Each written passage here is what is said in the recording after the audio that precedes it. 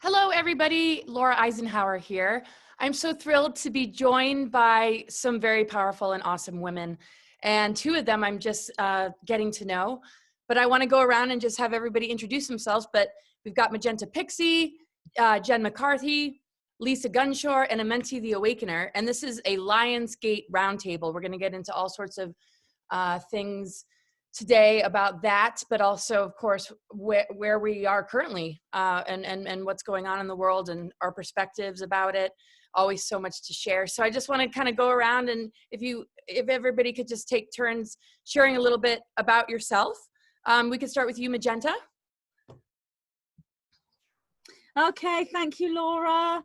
This is amazing. Such a fantastic energy with you four amazing ladies. So blessed to be with you. So I'm Magenta Pixie.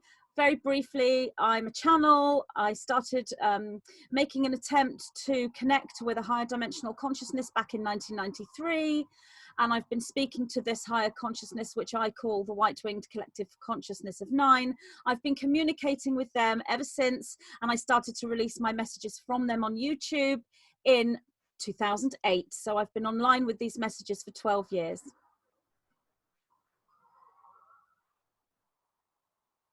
Sweet. What about you, Jen? Tell us about yourself. Hi guys, my name is Jen McCarty. I had a very, very powerful spiritual awakening on top of a Himalayan mountain when I was 21, and that was in 1995, and my third eye just completely blasted open and I saw God everywhere, and I wasn't even looking for God. I was searching for my soulmate and ended up finding God. So that put me in a sort of position of kind of like spiritual elder in my consciousness, but it took me a very, very long time for me to step up and start sharing my spiritual gifts with the world. And I'm sort of a typical blue ray. I like to sort of stay in the background. I don't really embrace the limelight, but it just got to a point where my spirit team they basically forced me. They were like, the world needs to hear your message, and we're not going to support you to be a fashion designer. So I wrote my first blog, and I kind of specialize in twin flames, really. And from then I just built up a community. I just magnetized my community, and I ended up creating a really powerful Facebook group a couple of years ago called The Event Is Officially Happening. And we had like 11,000 people join in the first month, and it just went completely, like, you know, quite viral, really. So I'm very, very blessed to have a large platform and to be able to share my gifts with the likes of these amazing goddesses. That's a bit about me. Oh, awesome. And what about you, Lisa? Tell us a little bit about yourself. Oh, well, first, I am just so honored and happy to sit at this table with you ladies. You're just absolutely the warriors of the light, and it's just a blessing to be here. So thank you guys for even having me here. And my name is Lisa Gunshore. I'm a multi-generational psychic medium. It runs so far and deep in the lineage I have been incarnated in, I can't even explain it all. And I'm also a channel, and really the light came on in 2006, and I've been doing this work ever since, but I definitely have become passionate this year. The indigo flipped on, and now I am speaking out as loud as I possibly can about creating conscious content, nonviolence, and really doing everything we need to do to take us to the new reality. So that's who I am. So. Oh, so awesome. It's so wonderful to meet you and share in this roundtable with you. And you as well, Amenti the Awakener. And I love what you've got there in the background. And yes, tell us a little bit about yourself. Greetings. First and foremost, thank you to Lisa for hosting this. And it's always a pleasure to meet with this beautiful circle of ladies, and also to meet new sisters as well. So thank you for having me in this space. I am Amenti the Awakener. I am a light being in the flesh. I am an awakened soul. I was born awake, but that didn't make it any easier. It's just looking at it from the other dimensional perspective. And I'm a wisdom keeper as well. So I hold within my consciousness ancient wisdom about the human story and also the galactic stories. And my job here is to just basically reflect the light and help humanity to make that bridge over into this next dimensional experience that we're going into. So I share from my heart, I share from pure soul wisdom, but I also share from experience. I've been through many of the things that we go through as humans in order to be able to come forth with the knowledge and wisdom that's going to help each one of us to transform our journeys and really understand why it is that we are here. I am author of the book 12 Seeds to Awaken Your Spirit, which is a life book, which I created along with my higher self to just create a pathway so that people can help to understand their life journeys and also transform their lower vibrational experiences so that they can step into their divine self. So thank you for having me here. It's so wonderful that you're with us. I'm so excited to hear what is going to come through everybody. And we can start with just, talking about the Lionsgate, maybe going around.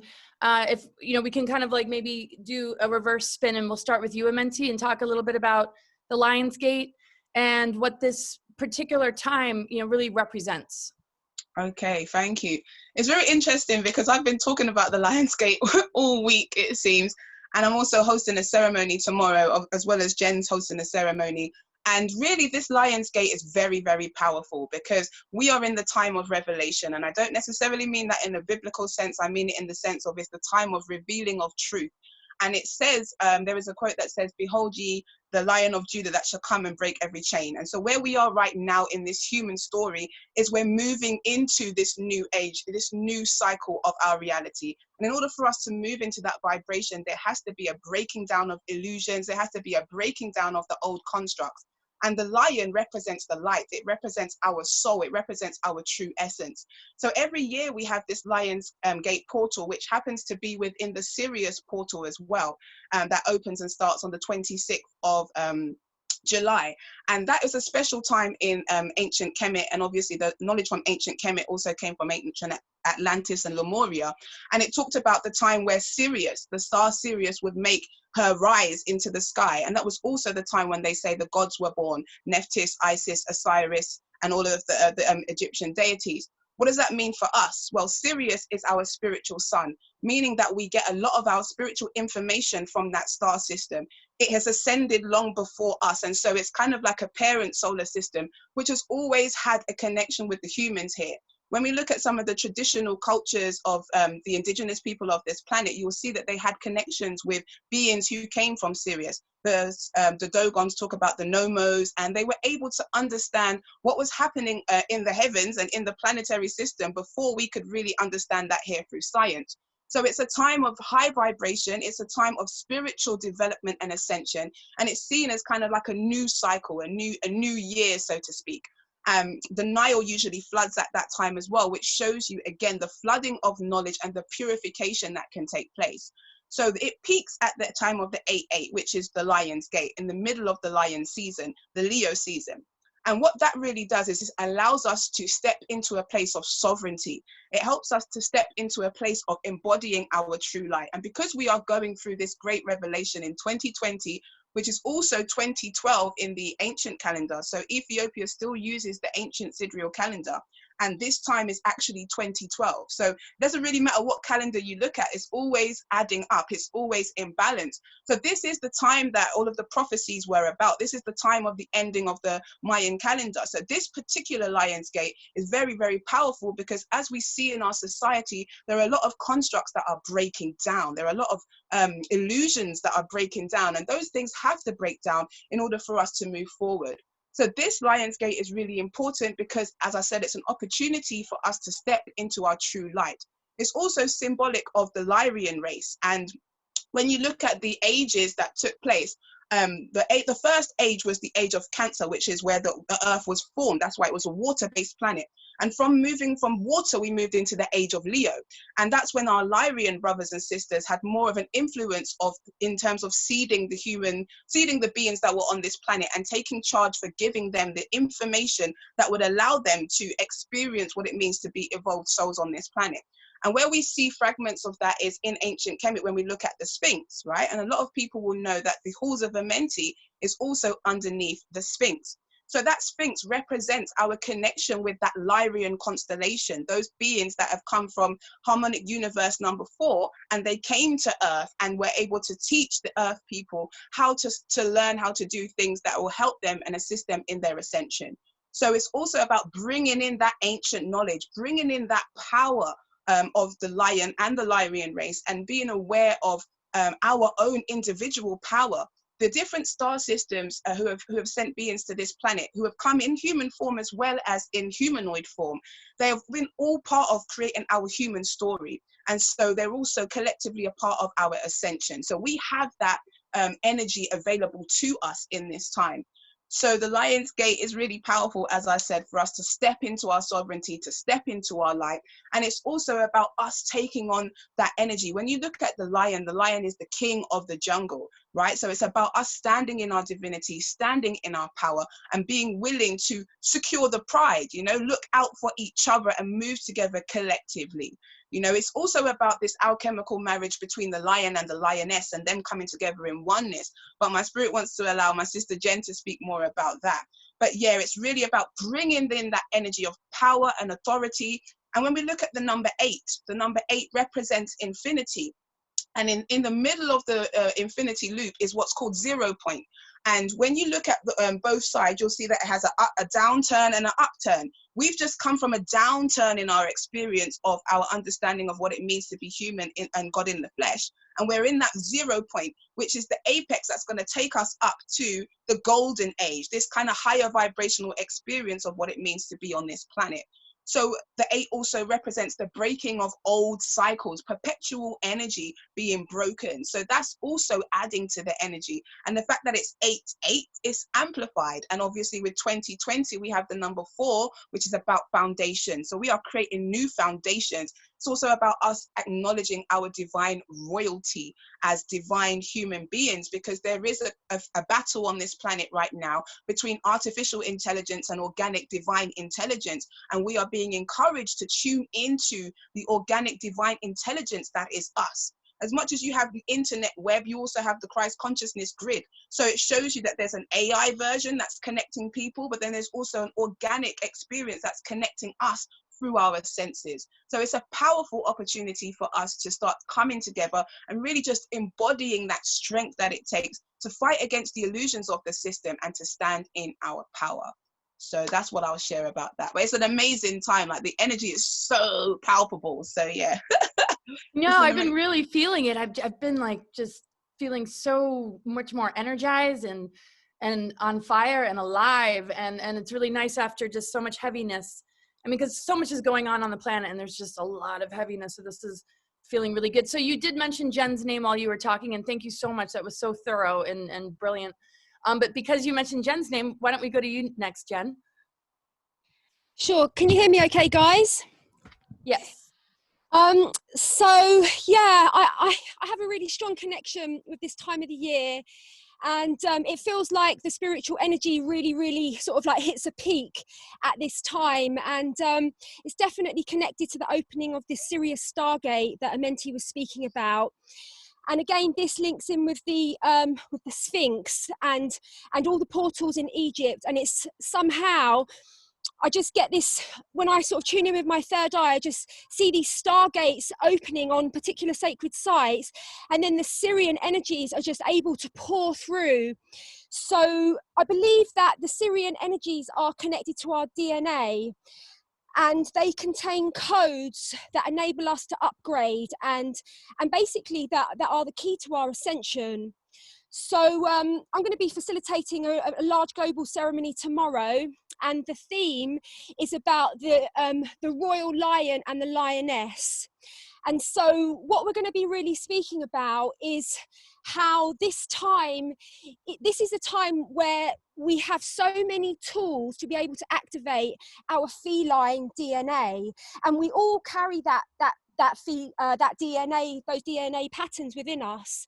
And it feels like the time of the Lion's Gate, where we get so much support from the Galactics to actually make these DNA codes come online. And they link us in with our spiritual power. They link us in with many more strands of our DNA, basically.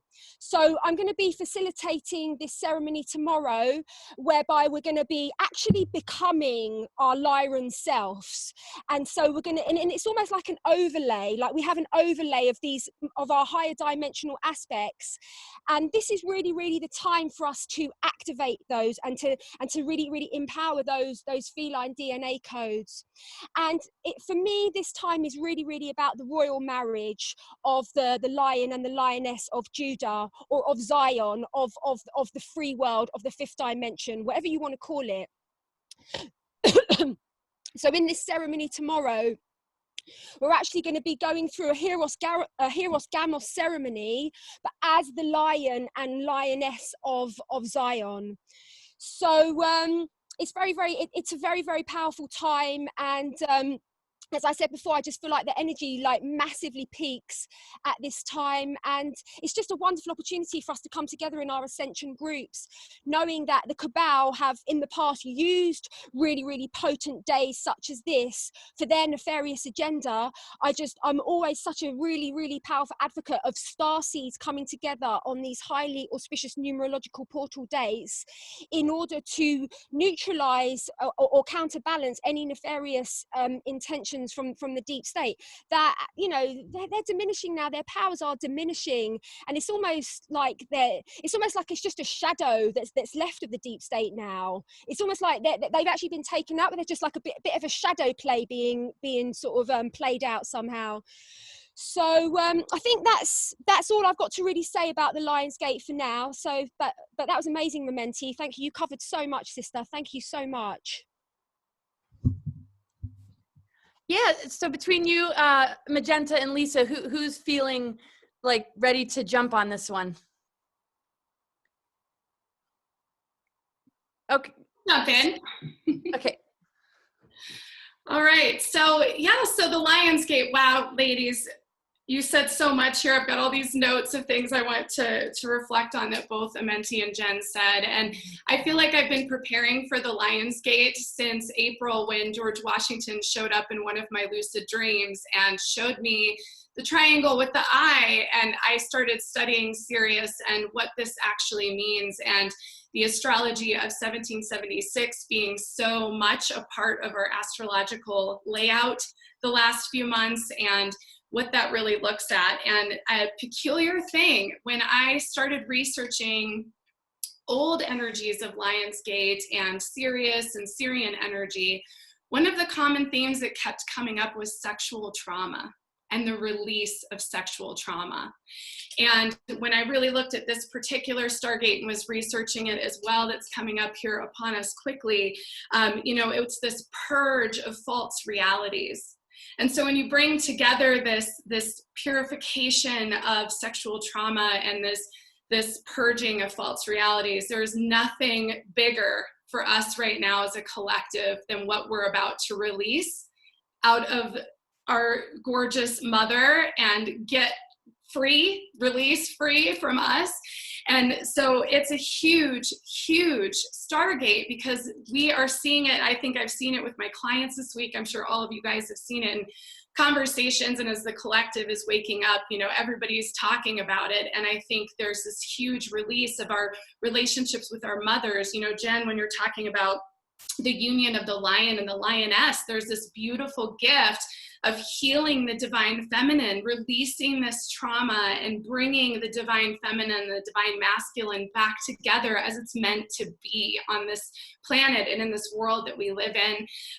It's also a huge opening, I think, for our connection to off-world species. And, you know, the interdimensional beings are so close. I keep feeling like they're just hugging us. They're just hugging, and they're right there, and they're just so close to us right now. And our ability to really be open to that, to build a bridge to that through this Stargate is so important too. And Amenti, you were talking about breaking old cycles and the energy of not only purging the false realities, but also there's this release of religious dogma that's happening the next couple of days. And that's part of this trauma, you know, it's all linked together in that wonderful circle of victim and narcissist and caretaker. It's all there, and it's like blasting apart. And Jen, you were talking about, you know, these powers diminishing.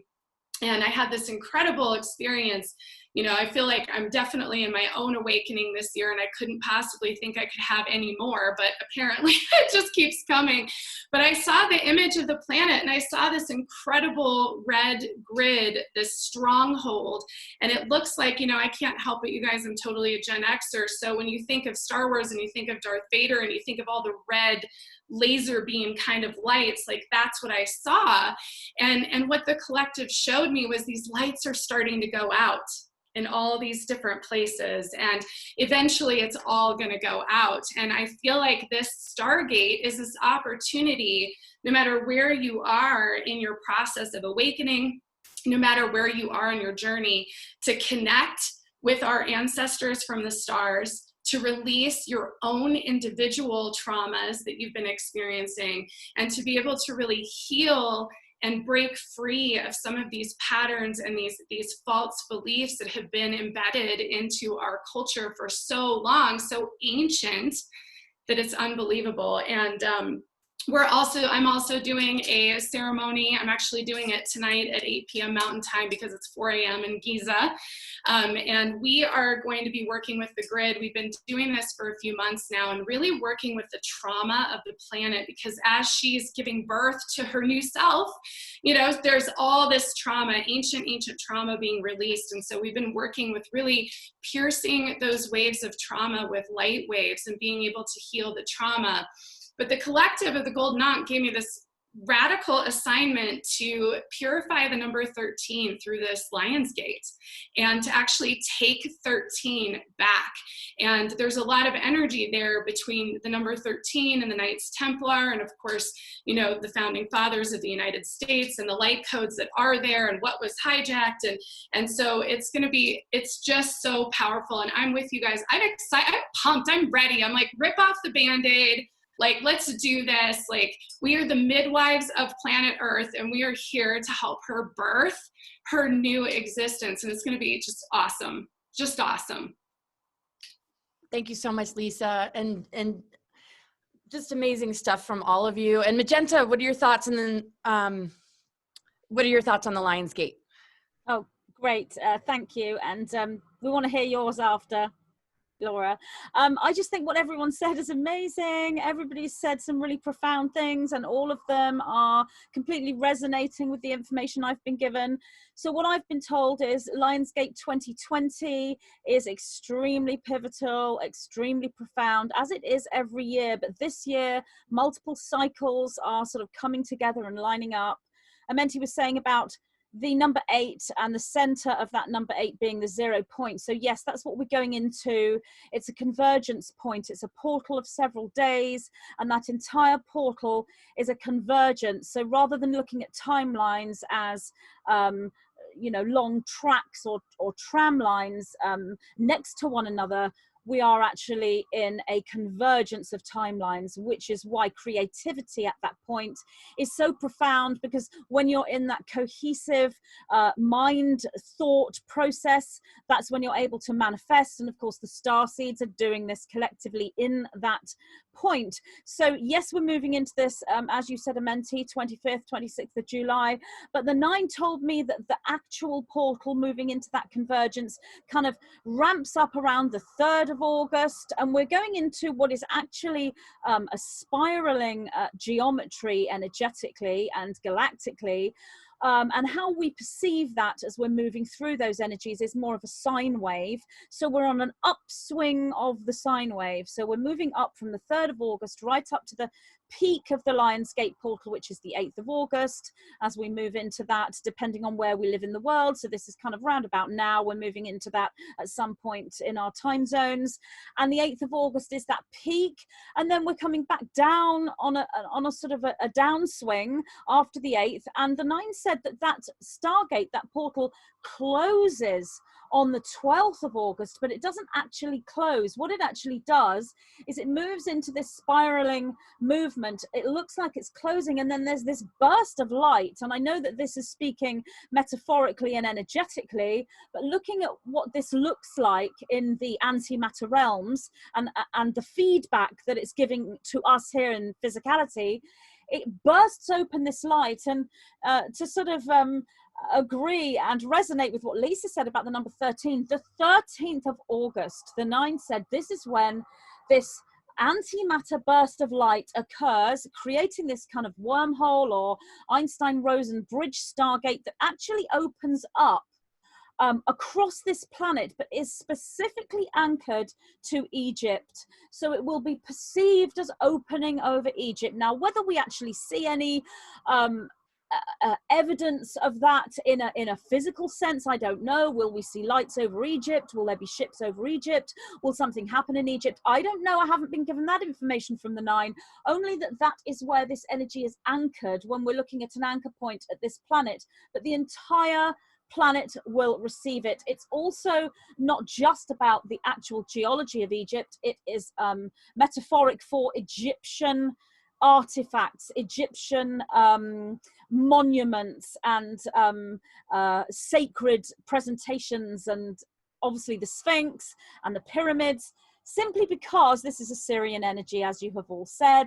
So Egypt holds the most concentrated Syrian energy here on this planet because of all the artifacts, because Sirius, the Sirius frequency, as it reverberates throughout the universe, throughout the multiverse, and settles on different planets, will present in these certain monuments and certain artifacts. So many artifacts in Egypt that have been found over the years, over the centuries, are actually artifacts that are found throughout the entire universe, throughout the galaxy. So this is metaphoric for the pyramids and the Sphinx and the Syrian energy. So this is actually a Syrian stargate. So we're in this from 3rd of August right through to the 13th. The spike and the energetic point as we move into the 8th is the opportunity for creative visualization and creative manifestation. What we're doing collectively there, as we move into those higher frequencies on the 8th of August, the 884, as Amenti said, we have the 8 infinity, and then we go into the 4, the square, the sacred foundation, the tetragrammaton, taking everything into the corner. So all of this geometry is occurring galactically. And when we move into the 8th of August, we are collectively moving into a manifestation zone, the 0 point. Once we reach critical mass for that, as in the starseed collective consciousness, and from what I'm seeing, all of the individuals moving into this energy are already holding a critical mass frequency. It's not like I've got to look and think, oh gosh, will we make critical mass? Everyone that is aware of the Lionsgate energy and that is moving with this frequency and this manifestation that I'm talking about is aware of this, and that is critical mass. What we're doing from the vantage point of the 8th of August is creating this Egyptian portal, this Syrian portal. And what this is doing is everything that everyone has said. It's creating the new world. It's creating this new reality.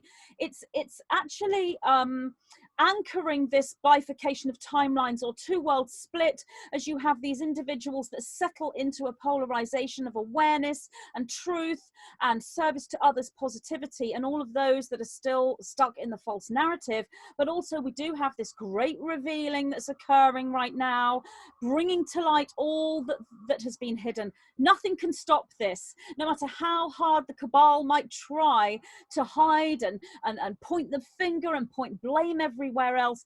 This cannot be hidden, no matter what they do or how many strategic attempts they try to make keeping a lid on this. It's simply not possible. So this is the great reveal, and as Lisa said, it does entail, obviously, sexual traumas and abuse of children and all of those things, all the darkness that has been hidden in the shadows for so long. Everything is coming out, and we are creating that, but we're also creating this higher polarity of connectivity and connection and family of light, soul great gathering.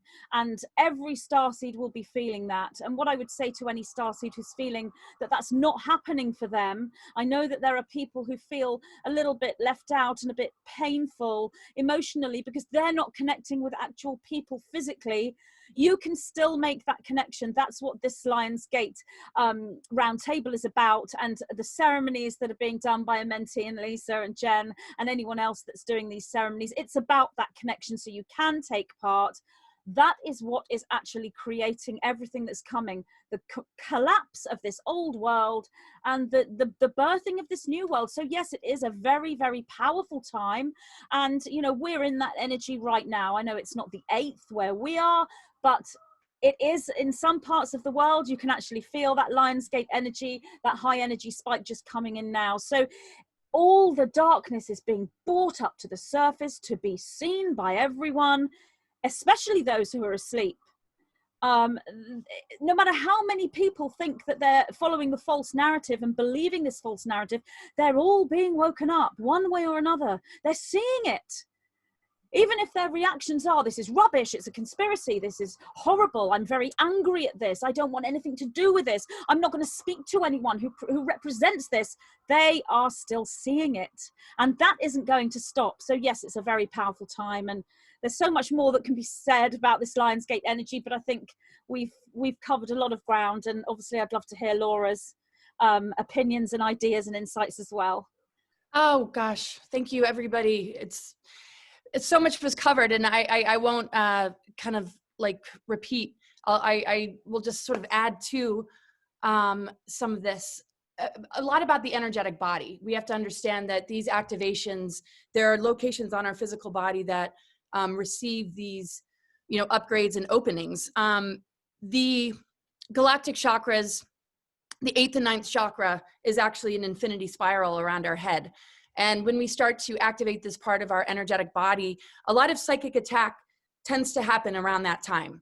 So what tends to take place is not around necessarily the Lionsgate time, but when people are getting close to that activation and a attack happens or an old trauma comes to the surface, there's a feeling of defeat that can set in for a lot of starseeds, or confusion, or, you know, if one's really paying attention to their spiritual path, then why would there be an attack? So it's a very difficult thing for people to process and understand in terms of how much they're trying to keep us in the net or beneath the net by making it very, very difficult to reach these levels. So this particular gateway, this particular period is really powerful because it's going to be a lot easier for this to happen. And if we can really, you know, get in touch with the places on our body that these activations happen and put conscious intent in these places, maybe working with essential oils, that would really help. So we're dealing with like the 9th chakra.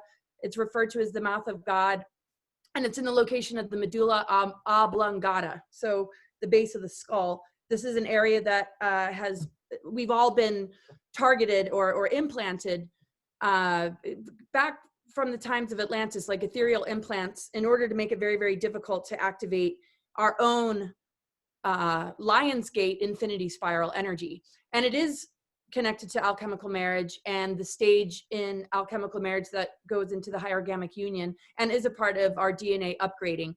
So yes, a lot of star seeds will be feeling very activated and called to their mission. Fortunately, we all have easy ways to reach out to each other. The path isn't so lonely and isolating now that we've all, you know, sort of, you know, found each other. But this activation, you know, of the 9th chakra connects also with the 8th chakra. This is the gold and silver energy.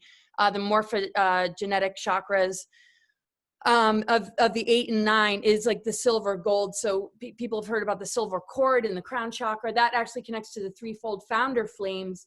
Magenta is one of the colors. So we got Magenta Pixie, and also gold and the blue ray energy.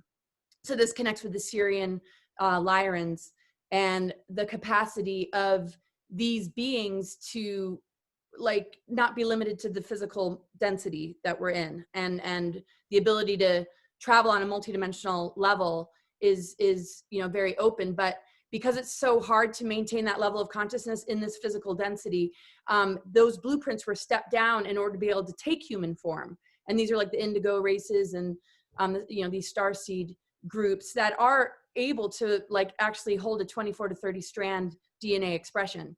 So these founder flames which connect to the Syrian and Lyrans.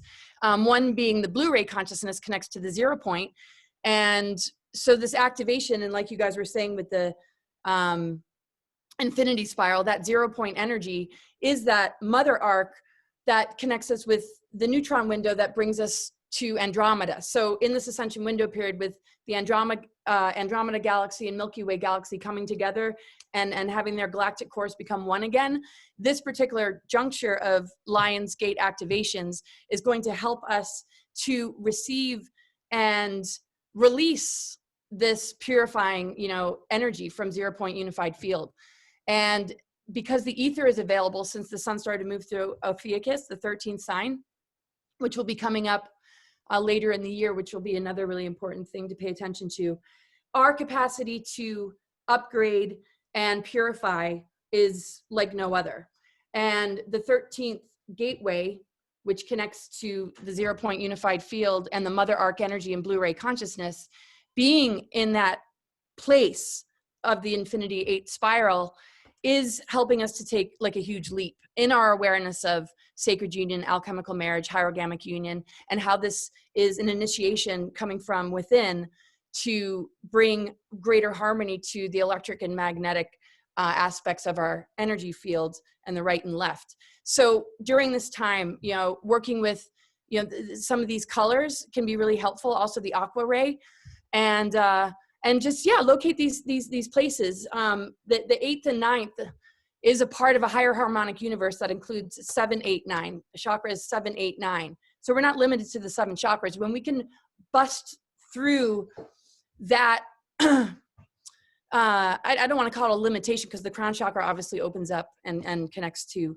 source. But when we can visualize these other, chakras, and the fact that we're a part of a 15-dimensional time matrix, and there's so much more to us than we can even begin to imagine, I think it'll really be reassuring for people, because they'll feel the energetic lift, but it'll be very reassuring to have the intellectual understanding as well, to help us through these dark times, because the more we know, the better. The knowledge is incredibly important, because we are constantly dealing with mind control and social engineering and things that literally want to pull the carpet from underneath us.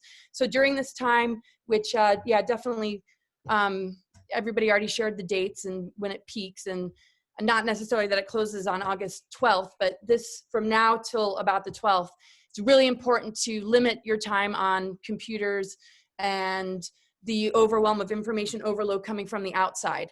This is the time we really, really need to hold space for ourselves and receive these activations. Even if there isn't the intellectual understanding, though, you're still going to receive it. So the most important thing, and it's just, a way to solidify things in the mind, to release mind control and to help heal wounds, because the 13th sign is actually connected to Chiron, the wounded healer.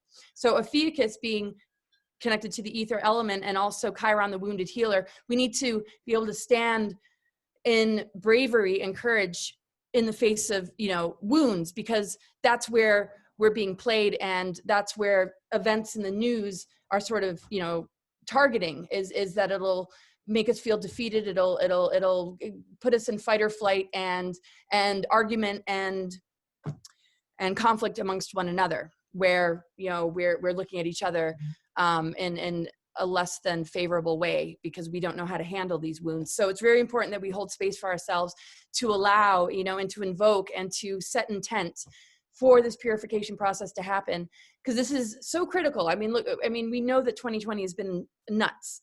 So, and a lot's going to be happening in October, November, December, at the end of the year. So we want to be well prepared. We want to get our energetic bodies well prepared. We want to breathe through any kind of sabotaging influences during this time that might, cause us energy leaks or frustration, anxiety, and stress, and just really give yourself the huge gift and blessing of taking some time off and spending time in nature, and just work with some good tools and modalities. And really, these events that these women are creating are so important, to come together and to share our energies, because we all activate each other. We have different pieces that we can help light up for one another as we rebuild, this architecture of our DNA, because all that we're talking about is actually unscrambling the fire codes of the junk DNA and realizing that this infinity spiral and this 0 point energy is actually correcting these scrambled codes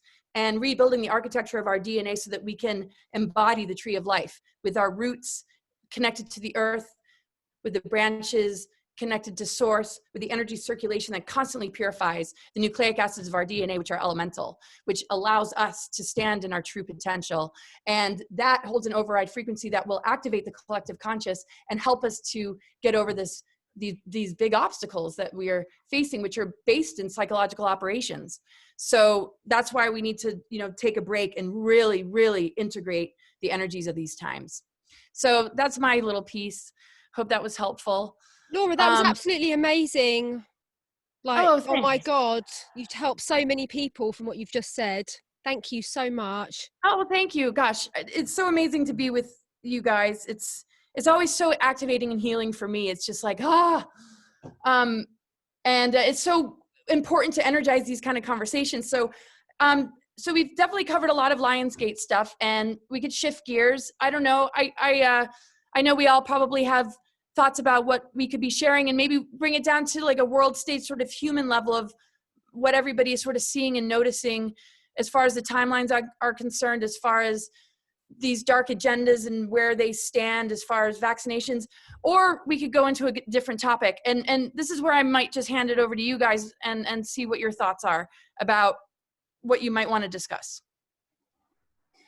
I'd just like to very briefly say, I think you've mentioned this before, Laura, and you said this just now. It's so important to speak about these things, because as we communicate, we're actually creating this that we're talking about. As we connect in a little group, like a round table, or whether you're sat in someone's house or at a workshop, you're actually connecting with people and having these discussions, you actually move into a cohesive focus together, and you actually create the very thing you're talking about. And you can choose when to create and when not to. And it's a big thing for people to understand. They seem to think that if you only talk about all the love and light and the good things and the power of the Lionsgate, that's wonderful, and that's all that those people want to listen to. And the minute you start talking about dark agendas and control and sex trafficking and vaccines, etc., that you're also creating that. That isn't the case. You do not go into a cohesive creation when you are communicating about the dark agenda, if you are able to understand how to create with your thoughts. One is a discussion that actually works as a polarity to it. You're actually shining light on it. That's what you're doing from the heart. And when you're doing that with love and forgiveness and gratitude at the same time as talking about it, you don't manifest it, you actually manifest it coming to light so that it can be brought down. So I think that's important to say about what this group is actually doing, what these round tables are actually doing, especially now in this Lionsgate energy.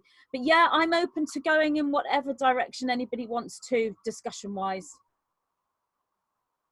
I just wanted to share something that actually couples with what you're saying, Magenta. And Laura, you were talking about, that isolation that we can all feel and have felt for a really long time. And what you're saying, Magenta, about the communities coming together. And one of the beautiful things that the collective said to me this month was the time of the hermited healer has ended. And that we are not only coming together, but we are not only this minority, but we are the majority. And the more that we can come together and have these conversations and open ourselves up to each other, the more we start to see that we actually all see this and feel it and are experiencing it and are not alone. And so it is so important to be able to connect and talk about the tough stuff and talk about the positive things and make those changes and that we need to make on the planet, because we're seeing the truth for what it is. So I just wanted to share that too. So thank you, Lisa. That's really beautiful. A hot topic for me at the moment is about how our friends and family are responding to us stepping up as truthers. I know that you posted something about that yesterday, Magenta, so it is quite a hot topic. And I just read a post and it said something along the lines of, have you had, family members fall out with you? the reason that is because they'd rather fall out with you and think that you've got a problem than actually believe what it is that we're saying, because then their whole view of the world will just be absolutely annihilated. And I thought, God, that really explains it, because I've had people very, very, very, very close to me freak out and not want to speak to me, you know, and I was like, oh, wow, that is it. It's because, and these people that love me, they see what I'm doing. They know I've got so much integrity, but still they're like, no, Jen, like you've gone too far now. I can't speak to you. You've gone too far. Because I believe that if they were to believe what I say, then they're going to have to completely and utterly reassess their view of reality. So I think this is a good topic to talk about, because, you know, I know on my news feed, like all of the truthers are having the same experience with close family members and very close friends. Like these are like friendships like 20, 30 years that we're speaking about here as well, long-term friendships. And let's talk about solutions. Like, what are our solutions for that? I know that for myself, I will not be silenced. I will not be I will not have a muzzle over my mouth, and I'm a carrier of the Magdalene flame, and that means that my throat chakra is very, very open and it's very, very activated, and I'm here to inspire that in others. So I'm like an example of that. So I'm not going anywhere. So yeah, should we just kind of like throw that around and see what other you know, what we've got to say about that? Is anyone feeling inspired to jump in? Yeah, I'm gonna say a few bits on that. I mean, it's interesting that you say that as well, because when I look at my own reality and what's going on around me, the people I'm around have always known, you know, that we've been on this path. There's a thing called cognitive dissonance, right? And when people are so attached to a perception of reality, the minute that you try and shine some light on it or give them an alternative perspective, they freak out. Why? Because most people aren't cognitive beings. They've been grown up in a system where they're always being fed information. I said, we've come out of the time of I believe what I see to now you have to know. And that makes it difficult for a lot of people, because they're not willing to break out of some of the programming, and they're not used to thinking on their own, you know, having critical thinking. It's interesting because I was in Waitrose today, just going shopping with my daughter. And we were standing in the queue, and there was a lady there with us, an elderly, not elderly woman, but she was an older woman, and she had on a mask, and she had on gloves, and she had on everything. And my daughter said to her, "Why are you wearing that?" And she goes, "Oh, because there's a virus." And she goes, "But you're not sick, right?" And the woman, and she goes, "But you can get sick." And she goes, "Well, no, it's hot." Because I obviously showed her that obviously germs cannot survive in certain temperatures. So to the child, it was just like, that looks really silly. But for the other person, they were really scared. They were really nervous. They were really anxious, right? And even though I then went on to just give her simple medical and scientific information, which will help her to understand it a bit more, it was like, well, why should I believe you over what the government says? What should I believe you over what the TV says? And that's the whole kind of rhetoric that goes round, because people are used to being spoon-fed. And we have to understand that when we're shifting from one stage to another, when we're shifting from one mind state to another, there's always going to be resistance, right? I even had to put out a post on my page the other day which says, if you're not happy with my truth, then please, you know, just leave. Because before, I used to be concerned.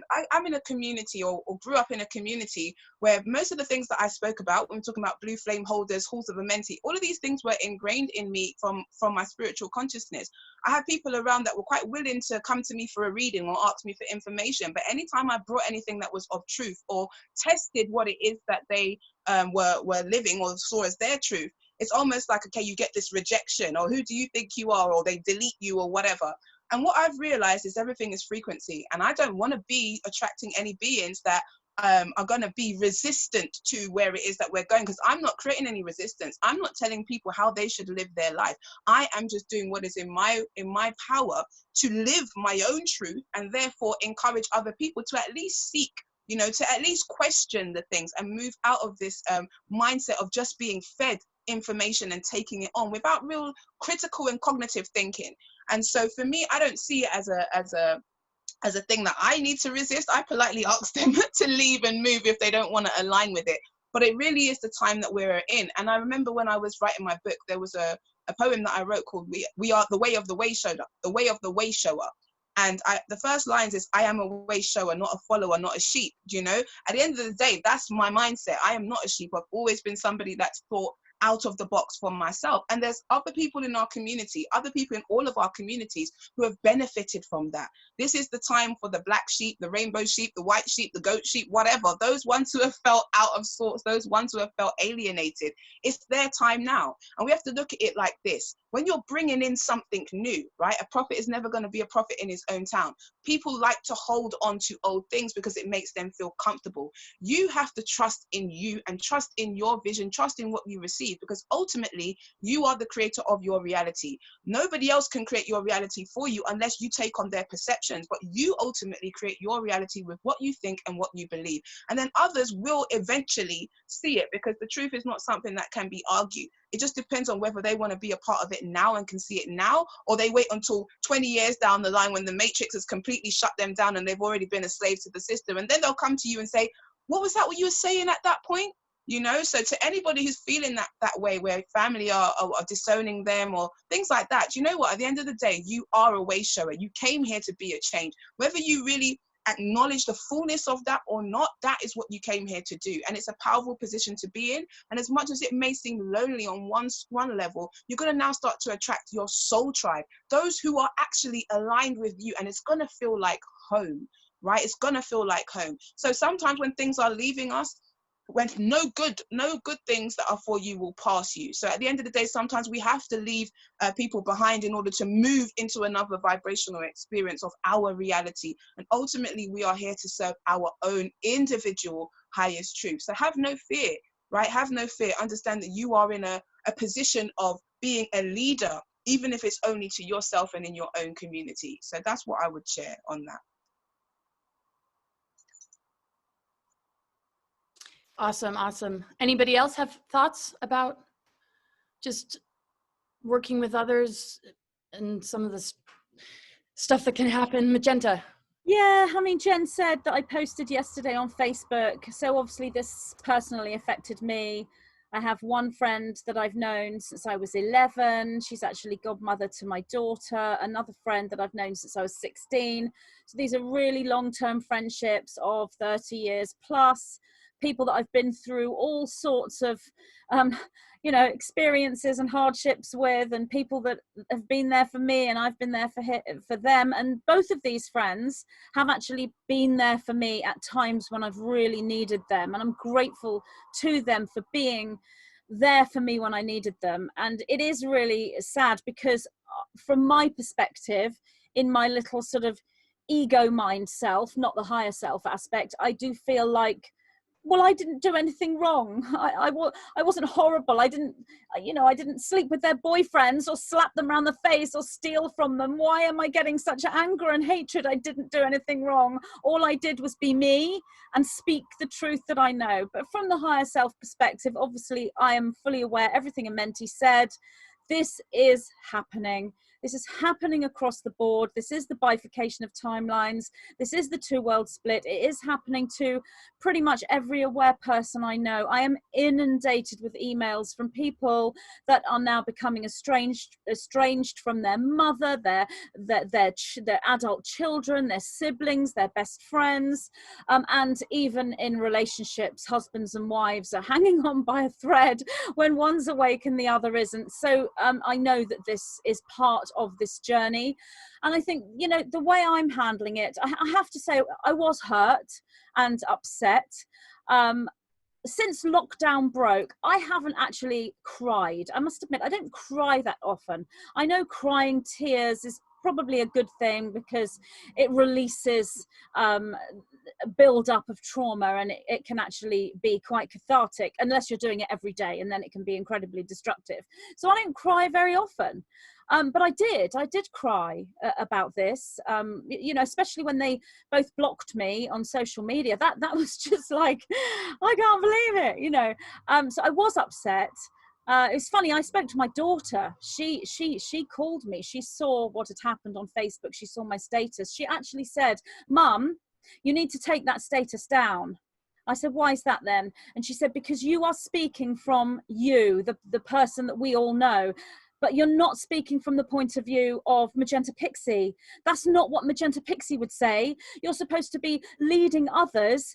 And so you don't need to let people know that that's how you're feeling, because you are speaking from this sort of hurt part of you. And it's not real, Mum. It's not the real aspect of you that's Magenta Pixie. And I said, you know what? I totally agree with you. I really do.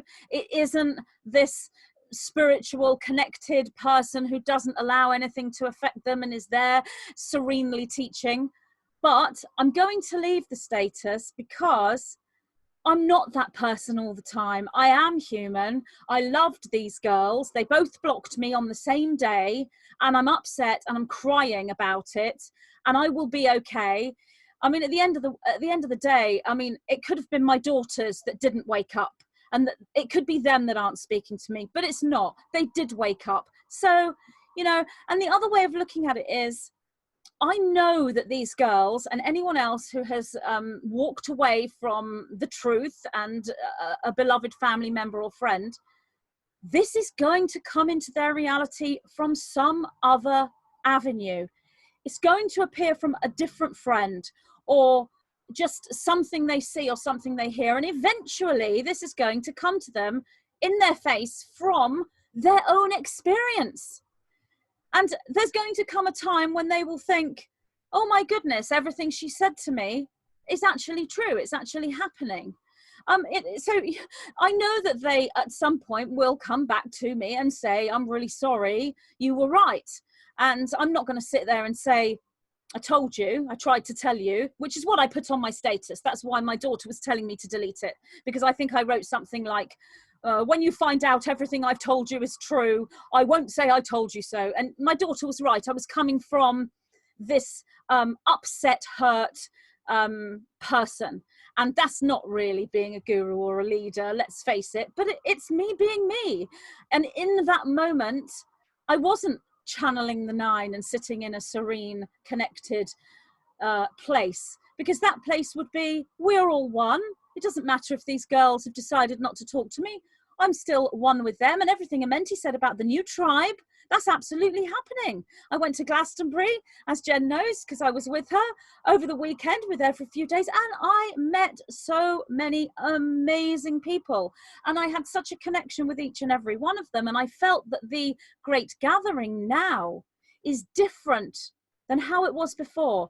I've been lucky enough to be in contact with spiritually aware individuals for many years, since 1993, when I first started connecting with higher dimensional consciousness. I had spiritually aware friends around me, and I always felt part of a tribe. But this is different now. This is like a real example of the first footing into the new earth. And how things were for me in Glastonbury over the last few days, and how they are now with us now, this is the new earth. We won't be connecting with anyone that isn't aware. So when we're speaking to people, we're talking with our mouths and using actual language. We're also communicating telepathically with the mind and with the energetic matrix and the sphere and the heart and all the chakras. We can feel one another. That's what I felt when I met my tribe in Glastonbury over the last few days. So I'm fully aware that that is what happens. Those that are third dimensional, in the false narrative, in that old matrix, are faced with fear, that cognitive dissonance. They cannot accept what you're saying to them. It just doesn't compute with their idea of reality. But the minute you touch just one person, there's a little bit of a break, a little bit of a crack in them, in their thought process. It's like they've been faced with it. As I said earlier, even if they think that's crazy, that's insane, you're horrible, I want nothing to do with you, I hate you, whatever they think, it's touched them, and it will do so again, and it will do so again, and it will do so again. I actually saw a status the other day from a 3D person that I know saying, all these conspiracies, it's crazy, and there's so many of them. They're not thinking, oh, there's so many of them, they must be right. They're thinking, everyone's gone crazy. All these conspiracy theorists, there's millions of them with all these conspiracies. So they blame the internet, or they blame the YouTube content creators, or they blame someone. anything so that they don't actually start to think, what if these people have a point? What I found myself doing actually when I'm faced with somebody who I feel is in the false narrative, I'll usually work with their energy, first of all, telepathically, psychically, and think, are they open to anything? And if they're totally closed, I probably won't even go there with a conversation. But if there's any awareness there at all, I start off with something that is not conspiracy theory. I mean, we all know there is no conspiracy theory. We know it's conspiracy fact.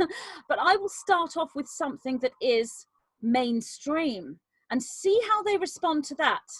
For example, number one, in the United Kingdom, coronavirus has been downgraded to a disease that it is no longer highly contagious and it no longer has a high mortality rate.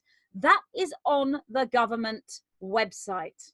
It's fact. It isn't conspiracy. It didn't come from some content creator on social media. It didn't come from someone channeling ETs. It's on the government website. So I will start with that. And often you will find that is a massive bombshell.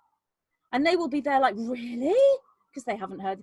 You're joking. And when you say it's on the government website, they can't then look at you and think cognitive dissonance, because they're thinking, government website, they're the people I'm following, so this must be true then. And they can go and find it for themselves.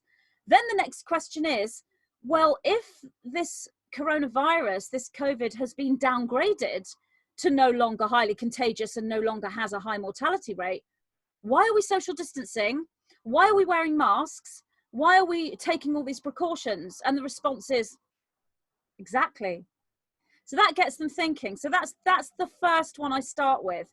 If I see that there's some kind of, well, yeah, but maybe it doesn't really relate to this. And if I see them trying to justify it and stay in the false matrix, then I probably won't go any further.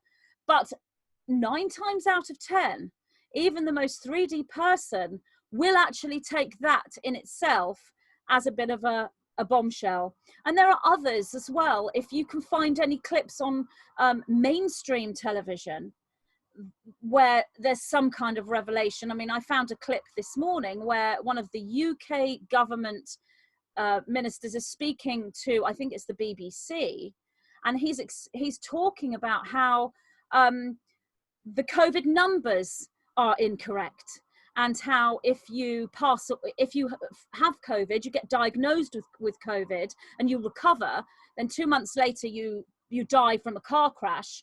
On the death certificate, it'll say you died from COVID or with COVID. That's actually now being spoken about on mainstream. There's a little clip and you can actually hear this UK government spokesperson, I don't know who the person is, actually saying this on the BBC. So you can actually show anything. And these doctors that came forward recently as well, that wasn't necessarily alternative television. It was a lesser known mainstream broadcast. That's been debunked in the mainstream, so people might not necessarily listen to that. But if you have a person who is a little bit more aware, you can throw that in as well. So that's how I kind of work with people. And if you can find anything that is not conspiracy theory and is actually out there on a government website or in the mainstream that's been hidden, because that's what they're doing. They're telling us what they're doing on all of these sites, and then they're hiding it. So no, and then what they're doing when they come in through the media or through government broadcasts, they're saying things that couldn't possibly marry up with what's on their own government website. Like, for example, Anthony Fauci actually wrote a paper in 2015 saying that hydroxychloroquine is a cure for SARS and prevents SARS. And we know SARS and COVID are related, so the science is showing us. But now in the UK, certainly they're covering all that up, and they don't want us to be able to buy it. They've said the trials don't work. So you can go with these more mainstream topics to be able to plant seeds with people. And I don't know about you 4 ladies, but I'm finding myself, whenever I get the chance to plant a seed, I'm trying to plant that seed. Awesome. Thank you so much for sharing that. Yeah, planting seeds. we have to realize, yeah, people are different stages of their growth and processing, and the ultimate thing though is that we clear our creative channels of any infection coming from the outside that is a propaganda or narrative or psychological operation. If we can just keep ourselves clear, I mean, that's the most important part, because that's what we're being, that's where the big targeting is that we just have lost, we're losing our connection with our creative imagination, and our ability to co-create our realities. And but yeah, anybody else have any thoughts about that? I'd love to share just a thought. I think this is such an important topic, and I think the biggest reminder for everybody who's watching and any of our family and friends and just everyone in our community is, this is not the time to judge what people think and feel, because even what we may think and feel may change as we continue to expand our own conscious awareness. And so it's this huge reminder to remove the judgment, which is that negative polarization, and stay in unconditional love, stay in the positive polarization, hold space for each and every person to be in their own awakening. Because while we're in a collective ascension cycle, we're all in individual awakenings.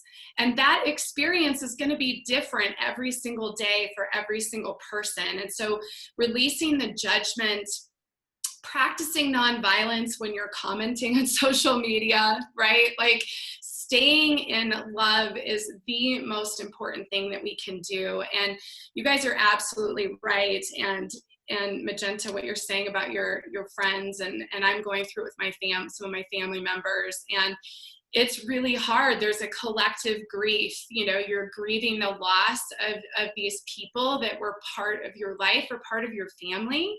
But there's also this incredible joy to meet and connect with our star families. And I think it's important to realize that those of us that were deployed down here to do the work that we're doing are now being asked to remove ourselves from our incarnate lineages. These inherited genetic structures that we were given to us to go through an awakening.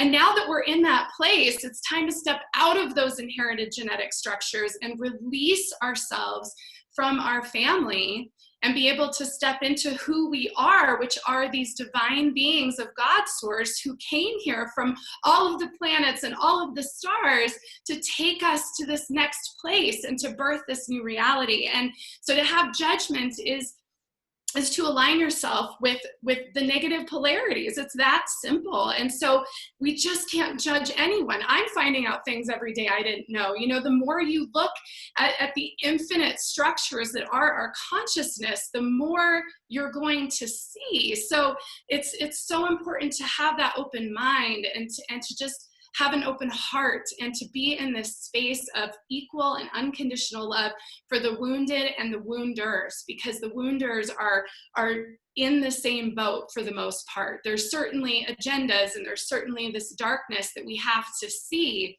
but even that has its point and its purpose as you start to look above these polarized structures and you see the unification of those structures and what's really happening in this experience that we're part of. And I just think, you know, be in the grief and feel the grief, just like you say, Magenta, you know, to look at the darkness, you know, you have to be in that grief. You have to feel that loss. It's a real loss. And one of my dear colleagues and friends just said to me the other day, she said, grief is really loving with nowhere for that love to go. And I think that is so perfect, because that is what's happening. And so we have to let them go. And to your point too, like, they'll come back. The more that opens and reveals and the consciousness of the collective expands, the more that you're going to have those calls. And we've all had them. We all five of us here have worked with people individually, and we've had those conversations. I'm sorry, but when you're a light worker, you have to deliver truth, and that doesn't feel good. doesn't feel good. And there's people, when you deliver that truth to that individual person and they're so angry and they're like, you're not right and I'm never going to talk to you again. And don't they call you 6 months later, 3 years later, 5 years later, oh my God, you were totally right. And now they see it. And so we have to hold space for that to happen. We have to understand and trust that that is accessible to us, that they're not gone, that they're really coming back. You know, just like when someone passes out of this body, they're not gone and they're going to come back and they're here with us now. And I think that's what we have to hold space for as we go through this separation and this splitting apart, because the splitting apart can cause even more separation. And let's do the opposite. Let's just come together and love and unify with everyone who's aligned with us today, and trust that the rest will be there when it's time. That's really amazing, yes. Lisa. Can I just say one more thing that struck me is that for myself, I feel it's really, really important to have boundaries, and it doesn't matter who that person is. If you do not come to me with the vibration of love and respect, then you're not welcome in my digital online space or in my life. And I really do live by that. And I would never ever judge anyone. Like, we have so many asleep people that have like bought into the narrative, but you don't really find truthers like judging people. But what I've noticed is that the people that I would say like are asleep have really like are going overboard with their judgments and are being quite nasty and quite cruel. So my attitude towards that is just to set really vigilant boundaries, regardless of who they are. And I actually think a lot of us are being tested at this time with our boundaries. And I see it a lot on social media as well. Like, when you see a truther stepping up, like, they get so much abuse, like especially when they mention Trump. Like, you just see their community of just like, you've lost it, oh my God, I can't believe you've gone over to the dark side. Like, they like really like super long threads, just, you know, basically accusing them of being like, you know, Trump lovers or whatever. But then you just see it does slowly start to shift, and they start finding their voice and they start setting their boundaries. But you know, it's just something that we're all going through, and it's a real shame. And I didn't call this. I've had such a powerful relationship with my mother like all my life, but she's like, you know, the fear narrative has really got her. And so the fact that I'm speaking so publicly and so openly about how it's just such a threat to her, and it's a threat to her. It's a direct threat to her consciousness. And what I see with my mum is that she's really invested in being a good girl. Like, she hasn't like evolved. She's kind of like stuck on an evolution loop where she's forgot about being sovereign. She's forgot that it's all about being sovereign, and she knows that we're in this like really challenging matrix. And so her strategy of coping is by wanting to be a good girl. And so everything that the BBC shares, she just wants to do it so she's not going to get in trouble, or no one's going to knock on her door, or she's not going to get snitched on by a neighbour. And so I'm observing that, and I feel I have so much compassion for my mum that she's going through that. And so what I do is I just send her, like, even though we've kind of split temporarily on the third dimension, I just send her roses. I'm like constantly like filling up her field with roses, beautiful golden roses, so that she always knows on a telepathic level that I'm there, and I'm still completely devoted to her. And I know that, you know, that she will awaken. I've had goosebumps. I've seen the timeline where my mum wakes up and she actually comes back and says, I'm sorry, Jen, you were actually right. So I'm holding out for it, and it can't come soon enough for me, because I really miss my mum, and I miss her like not having my back, and it's hard, you know, the fact that she's not supportive of my role, my public role at the moment. So yeah, I think it's hard for all of us, and I don't think any of us have got any solutions, because it's such a new thing. It's like, oh my God, this is like a new territory. Falling out with best friends for 30 years, falling out with your mother that you've never even had an argument with. So yeah, hopefully that everyone's got some inspiration. So where would you like to take the conversation now, Laura? Well, I just love hearing about how we're all processing what's going on, and that was, really important. Is there anything maybe that's standing out in the news? Like I noticed there was the trending of Trump is the hoax or something, and a lot of people are really coming down hard on him, but I mean, that's sort of a normal thing. I mean, I don't know, it's sort of a controversial topic to even bring Trump up, but I know that most of you guys are pretty comfortable talking about this kind of thing. Yeah, maybe just like kind of bringing it into like the latest news and maybe what you see ahead as far as the election time. I mean, the rules are getting really, really bad, especially in California, some states here in the United States, that literally they're going to shut off your water if you have a big gathering at your house. These sort of like crazy threats that really don't make any sense. And it seems like a lot of this is going to help people to wake up, because how much more adversity and ludicrousy can there possibly be, especially when a second wave hasn't hit and the virus is not necessarily getting any worse. The restrictions are getting worse. Yeah, so kind of like maybe the whole idea of how adversity can bring, great awakening, and just maybe your perceptions of where all this is heading, and if you feel maybe the election might be, canceled. I don't want to make it like totally predictive, but any thoughts of just, kind of the trajectory that we're on right now. I know you guys are in the UK, so it's a little bit different, but it's awesome how much you pay attention to this administration and everything like that. So it's not really a question, but maybe just some thoughts on, I don't know. It's like Trump says he's going away for a while. I'm just curious, because you guys keep up with this sort of stuff, what your thoughts are. And if it's not your thing to want to talk about Trump or, vaccinations or the timeline on this sort of level, just maybe some closing thoughts, because I know the roundtable is we're gonna probably say goodbye soon. Just any closing thoughts about, maybe where you see us going. We talk a lot about building a better world, coming together in intentional communities, and a lot of things that are more solution orientated. So between that and maybe just what your perspectives are on where we are currently, I think, there's kind of two questions that each of you can feel into and decide which one is preferable. So either more the solution orientated one, or like your perspectives on just the latest craziness that's going on, kind of like in the news, but all around the world, but more lockdown and more rules and a possible second wave, I guess. Well, looking at America, paying attention to America, because obviously we know that the those that are standing in a place of control or were in a place of control are global. So keeping an eye on America, because I know that America is the central point and everything is kind of occurring there, and we're getting like the backlash or the back swing from that energy.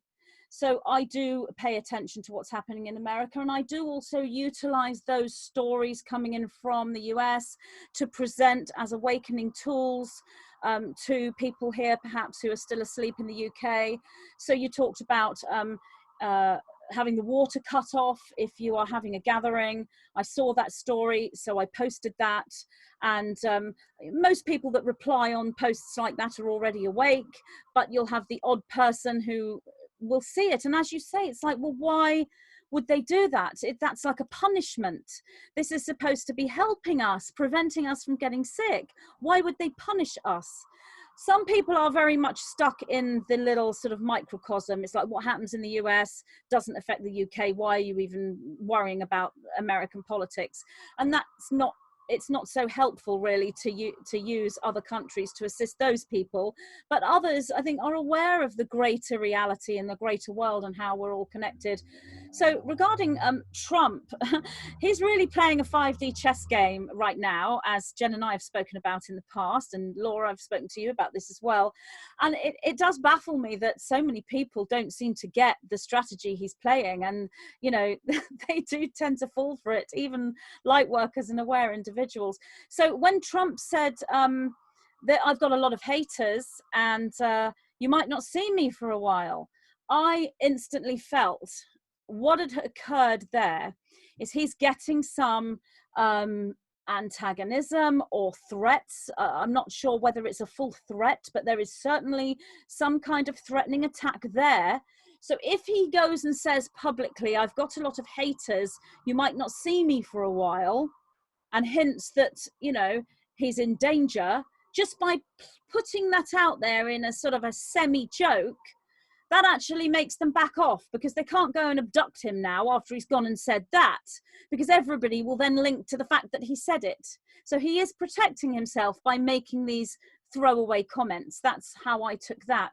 But there is a big issue right now regarding the, and I'll speak in code, the vaccines, because Trump is using his warp speed to get the vaccine quicker than everybody else, and he's putting or supposedly putting money into the discovery and the creation of vaccines, and linking himself with various pharmaceutical companies. I haven't followed the story fully, but I am aware of what Trump is doing, and a lot of people will be saying things, and I've seen this on social media, oh well, that's it then, that proves Trump's one of them.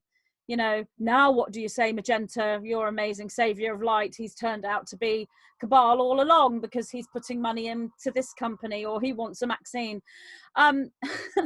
So this is a strategic move. This is a 5D chess move. If Trump stands there and says, you know what, I don't believe in vaccines, I'm not going to take a vaccine, I don't want anyone else to take a vaccine, he will be crushed. He's in a position of high authority as the president. He's got to be extremely careful what he does and says. He needs to be seen to be following the narrative, and he is following the narrative and working with that same trajectory, which is why he hasn't instantly sacked every single person who is somewhat shady that is surrounding him or is a member of the coronavirus task force. He has to play it careful. So there's no way that Trump wants to force a vaccine on any of the American people, and then that will reverberate back, hopefully, to the rest of us. I know that in the UK, we don't have a Trump in the UK. We don't have that portal of light that's kind of standing as a huge spoke in the wheels of the cabal plan. But what we do have is the fact that the American president is doing that, and it does reverberate back, because that cabal structure leads back to the UK. It leads to the royal families, and Amenti's spoken about that before in our UK goddess chat. Oh, she's disappeared.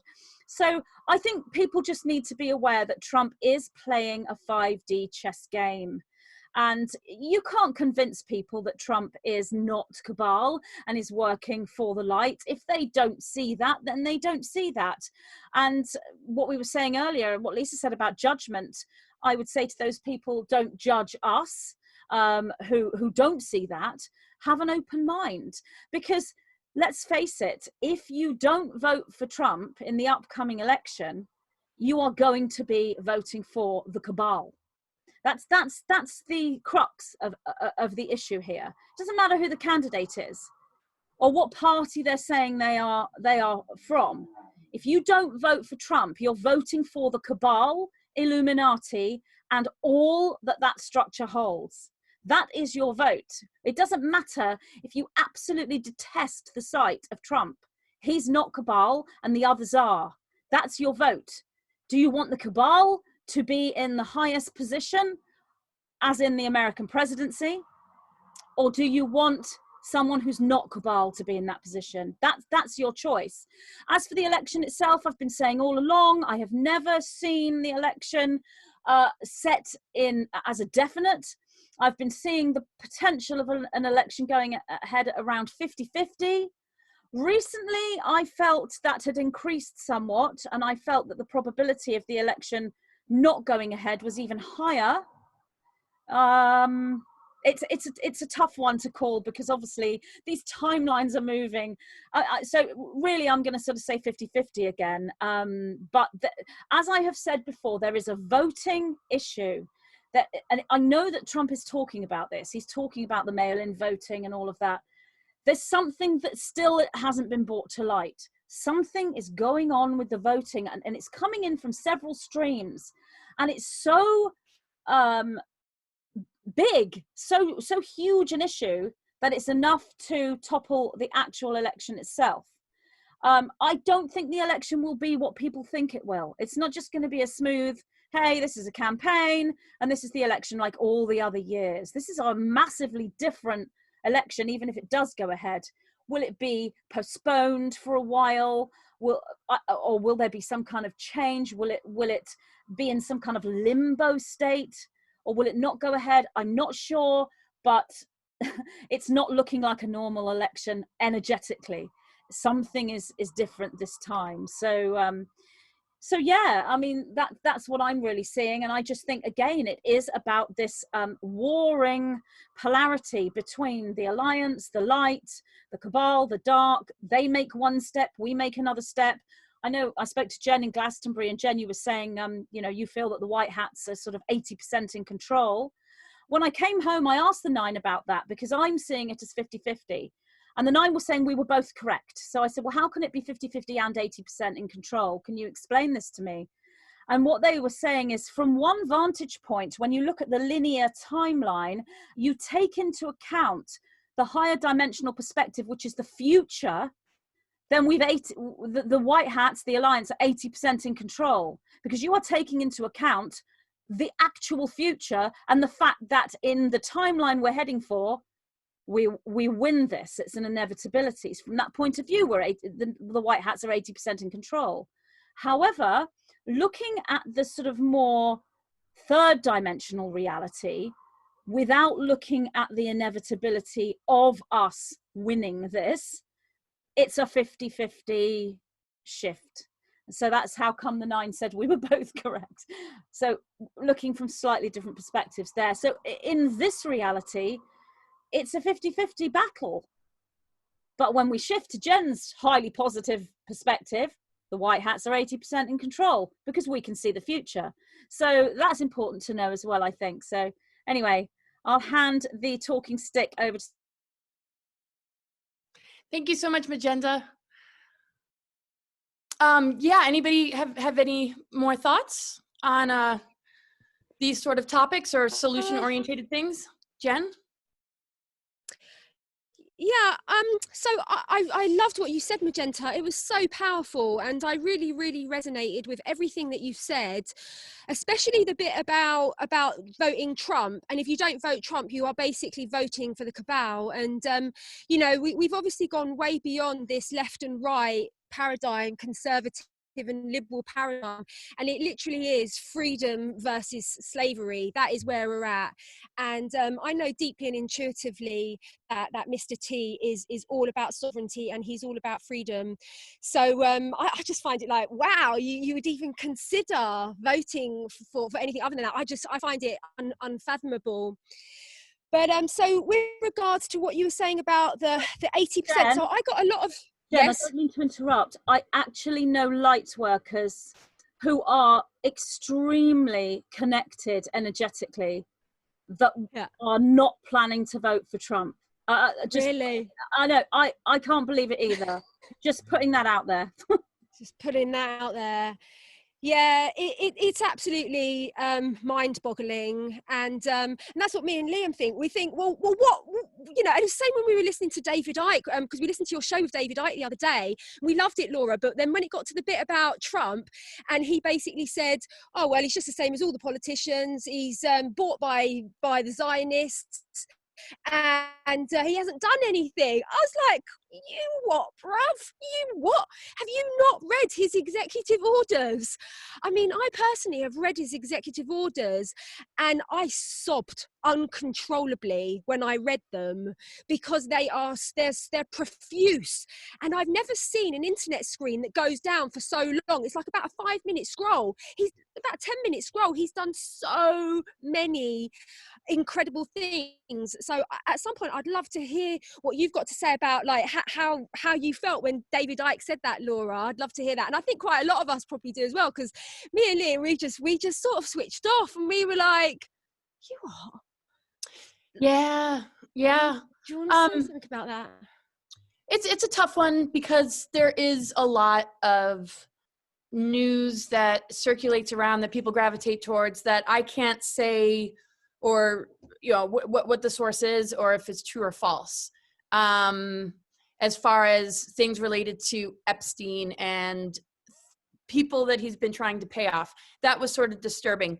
And then when I just kind of felt into my intuition, it didn't quite line up. And I really feel, because he calls out the fake news all the time, that there would be way, way, way more backlash and way, way more coming to the surface about this if it were actually true. Because a lot of times when I do my own research, I don't see these accusations. I just see that, oh, and we saw Trump there. Okay. But if you're talking about, you know, a party or a mansion in Palm Desert or somewhere in Florida, the guilt by association only goes so far. So I get a little concerned sometimes. I don't want to put it all on Trump. But you're absolutely right, Jen. I mean, it's like the amount of stuff that he's done, the amount of stuff that he's still doing, $35 million to help victims of human trafficking. I don't know how anybody can say that he has not done a tremendous amount. I go back to the feeling of, even if he did have a past that is questionable, that he is, which we talked about before, perhaps a walk-in. There's something different about his frequency and vibration. I've looked at his chart, and I know I brought it up, and I haven't, you know, put out a public post about it, but there is a lot of powerful healing energy and energy connected to liberation and freedom, and helping a whole nation heal and overcome a lot of these obstacles. So, I mean, I don't really doubt astrology. I've been using it for so long, and I try and be a neutral observer and not get so into not being able to see, because I need to like him so much, because so much is weighing on this election and where we're heading. And I can't go into the zone of not having some level of faith. So when he said that, I actually got really depressed for like 2 days. And like, that's when my emotions kind of really came to the surface. I don't know if it was directly because of that interview. I love David Icke. This is not like a judgment on him at all. Everybody needs to share with their thoughts, and he's definitely a very knowledgeable person. But I just, something energetically like really weird happened for like 2 or 3 days afterwards. And it was really quite dark. And then I just sort of purged the energy and kind of moved through it. And I've been a little bit maybe more neutral, which is where I want to be. So it helped me like return to that center, I guess. But yeah, I mean, it's not about like politics. It's about caring, it like you guys, caring so much about the human race, caring so much about busting the crimes against humanity and protecting children and stopping human trafficking. That deep desire is so powerful in all of us that it goes way beyond what people can really fathom. So when there's a lot of criticism connected to people who support Trump, they're not really understanding why. Yeah. Why are people so intent on having this guy's back or bringing about truth? And I just wish, you know, people could really understand, because I've posted a lot about, okay, maybe I'm not a big Q follower, but I can safely say all the people that I've ever met that pay attention to it are critical thinkers. Mm-hmm. They're very sovereign, very strong in who they are. They're great researchers. And they're not really Republican or Democrat. And then I know a lot of people who used to be so-called Democrat that have absolutely dropped being a part of that. So I don't want to like overly talk, but yeah, you know, it's been, you know, kind of up and down. I'm so glad about the Lionsgate energy, because I feel like a new surge of like enthusiasm and joy. And so I'm just going to like bottle it so I can like take a dose of it like when November hits. and the energy of like all you guys too. I'm just totally going to just hold this close to my heart. But no, it's really difficult. Like I'm super sensitive, I realize, and I've kind of always known it. Because it's really crushing. It's like feeling into the collective trauma and the frustration and the anger and just wanting to sort it out, wanting to bring clarity, and then feeling like lost in just all the clouds of confusion and disinformation. I just go back to my intuition, and for some reason, just something says to me, you know, there's something very special about what this person is here to do on behalf of the human race. And it's not all on him. You know, when we support something, we're not giving our power away. We're co-creative. We're a part of it. We're a part of a greater team of light energy for the planet. So it's not about giving one's power away. It's about being like true to the unified field and the light energy that needs to transform the world as we know it and bring all the crimes against humanity to the surface. and to help people be, you know, held accountable and help us to understand, because a lot of people are blackmailed and a lot of people are very silent because they're blackmailed. And these are people that probably don't want to be going along with the dark agenda, but are so afraid of what is going to happen to their reputation. So we need a lot more transparency and honesty about what tactics are being used to compromise so many people, so that we can transform those individuals into being on our side instead of frightened into playing the dark role. Wow, that was absolutely incredible, Laura. Thank you so much. I think you've really, really clarified for a lot of people that you know, that wanted to hear your perspective on that. And I hope that you feel that you got it off your chest. Oh, it feels good. Yeah, yeah, Thank because you so much. oh, so I'll just carry on just what I was going to say, connecting to what Magenta said about the 80-20. And so what I've been shown is that, and this links to Q Post, and this also links to Charlie Freak, that absolutely amazing interview I did with Charlie Freak, where he goes around the world. He goes to all the places where Trump went all around the world and shows that they capitulated. So there's a symbolic thing for each country for them to capitulate.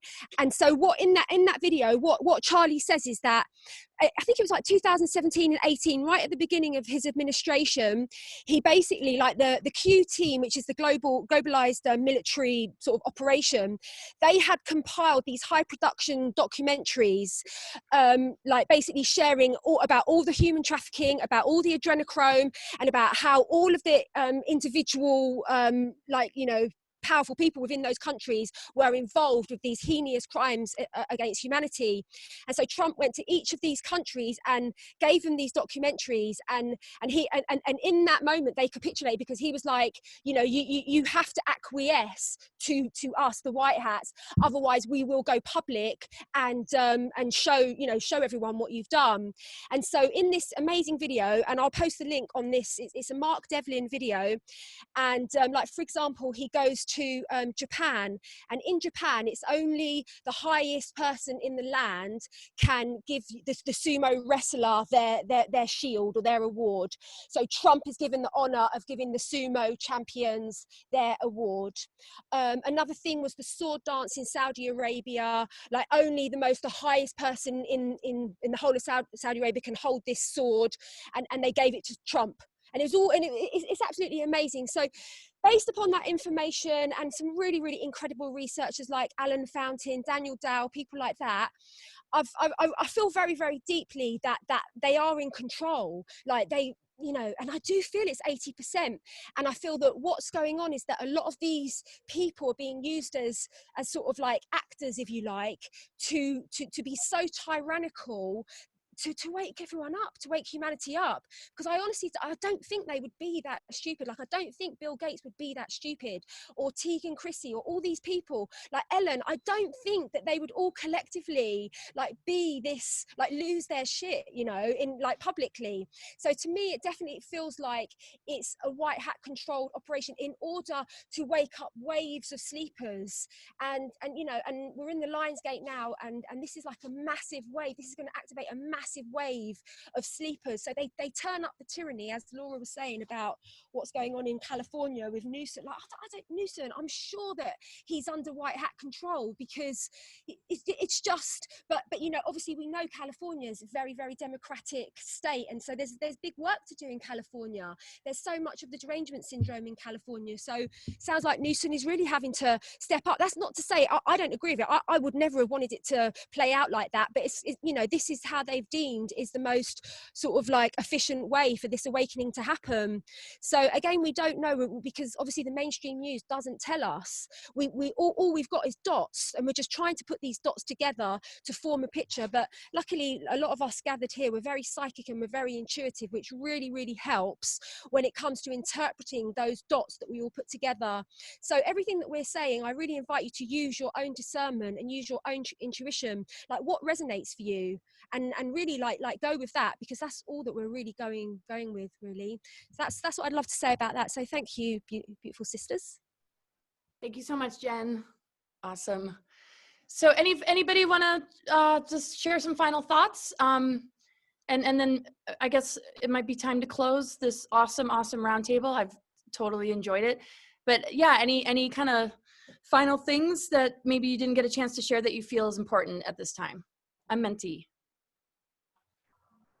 Greetings.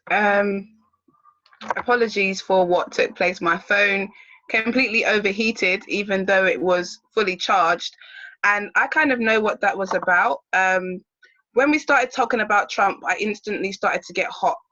And for me personally, the message that comes through is I don't place the awakening on any one person. We all are collectively a part of this, and each person still has free will. So even if he's been given a mission, he still has free will. And we can also be led down a path and given over our power, expecting that this particular entity do what it is that we say, and we are actually partaking in an illusion. So what I realized from Spirit, what Spirit was telling me, is that we have to understand that we are the change. We are the change. So even if he is doing things that are assisting in that, that's amazing, because the Most High will use all of the different vessels necessary. But we can never keep on putting our intentions all on one person, because that then takes away from the whole collective mission of what is taking place at this time. And that's why I haven't personally spoken and hanged my ticket on any particular person, because we all have free will. So at any point, we could be on the path of a certain agenda, which is truthful and is assisting, but at any point, we can be usurped off of that path. We can choose differently. And if we hang our hopes on one person, what happens if that person errs? Does that mean that the whole mission is gone? No. So what came through my heart is that we have to remember that each one of us is a part of this change. Each one of us working together and going through our own individual ascensions is going to assist. Don't forget, we are moving out of this hierarchical system of presidents and all of these kind of things anyway. So we have to be mindful constantly of just being in the heart, pledging our allegiance and seeing the signs. But for me, what my spirit was showing me is that it's not for us to place our hopes and intentions on any one person. And that's what allows us to stay within the heart. That's what allows us to see the signs and wonders, but also know how we're supposed to maneuver. And I feel like that's why my phone completely just went off. It was on 100%, so it shouldn't have done that. But it is all of this energy that we speak about with Trump. When you look at the word Trump, it's a trump card. It's a wild card. It can be used to win. It can also be used to destroy. So you have to be aware of that energy and that archetype. As I said, I'm not against the signs that I'm seeing in terms of what he's doing and also his astrological makeup. But don't forget, even our astrological makeup is the energy that we have available to us, but we also have free will. So at any point we could change that. And we also have debilitations in our charts. Are we looking at his debilitations also? So that's what I want to say. I really want people to bring it back to the self, right? Bring it back to the self and bring it back to your awakening and bring it back to then how you can move with other people and shift your discourse. As I said, I'm really not taken away from the work that he is doing, but my higher self says, let's remain in the heart. So when we see the signs, when we see the wonders, we know that we're on the right path. However, we don't hang our hopes on any one person. And that's just coming purely from my heart and from my higher self. So that's all I want to say, because then we end up creating these martyrs. And whether we like it or not, all of the martyrs that have ever come in the past, we've always still disregarded their message anyway. Humanity still ended up doing what they wanted to do anyway. We crucified the Christ, as a collective as well. So that's what I want to say. Let's bring it back to the self.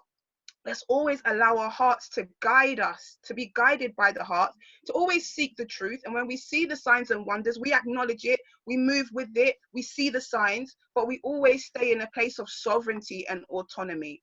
And really, that's all I've got to say, with the most highest respect and love for everything that's being said.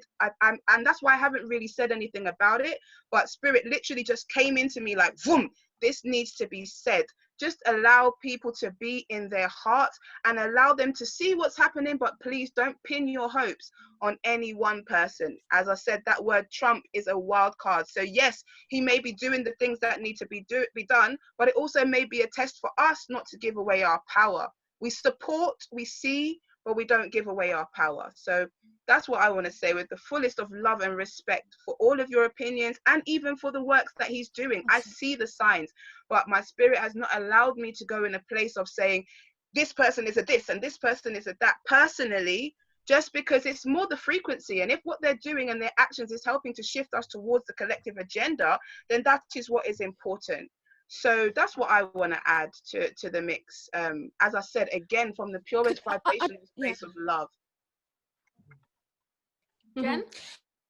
I'd really like to respond to that, just by saying that I really believe that Trump is one of the 144,000, and we are every single one of us deeply empowered sovereign starseeds.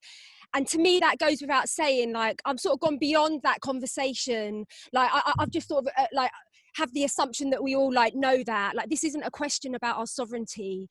And my support for Trump it's got absolutely nothing to do with my level of sovereignty. Like, we're all one, we're all equal. But what I see with him is that we've manifested him based upon our own collective vibration. For many of us, breaking through our third dimensional consciousness into fifth dimensional consciousness, we have actually created an ascension timeline. And so in that ascension timeline, we have manifested him. And I see him as one of us who has got the golden pen to sign those executive orders, to give the land back to the natives, to give the dignity back to the people. So I would never ever want anyone for 1 second to believe that I've given him any power over my own divine sovereign self. That is an illusion of the highest order. We are all one, we are all divine, but I know deeply and intuitively that we have manifested him. You know, we could have gone on a different timeline, but we did it. So many of us did it, and all of us in this round table, we did it. And so because of that, now we're on this glorious golden age timeline. And to me, he is a massive player. I feel like I'm a massive player. I feel like Magenta Pixie, you are a massive player. I feel like Laura Eisenhower, you are a massive player. Lisa, all of us. Like, we all are equally in this, and we are all doing this for the children, because we all said when we incarnated, not on my watch. It all ends, not on my watch. And this is what it's all about. And he is signing those executive orders. And for that, he has my full devotion and my full respect. Awesome, everybody. It's all so powerful, and all the points are incredibly important. And yeah, I mean, we are Lisa might have wanted to say something. Go ahead, Lisa. Yeah, I just wanted to, oh my gosh, all four of you have said so much that I resonate with. And, you know, I just wanted to share kind of my thoughts.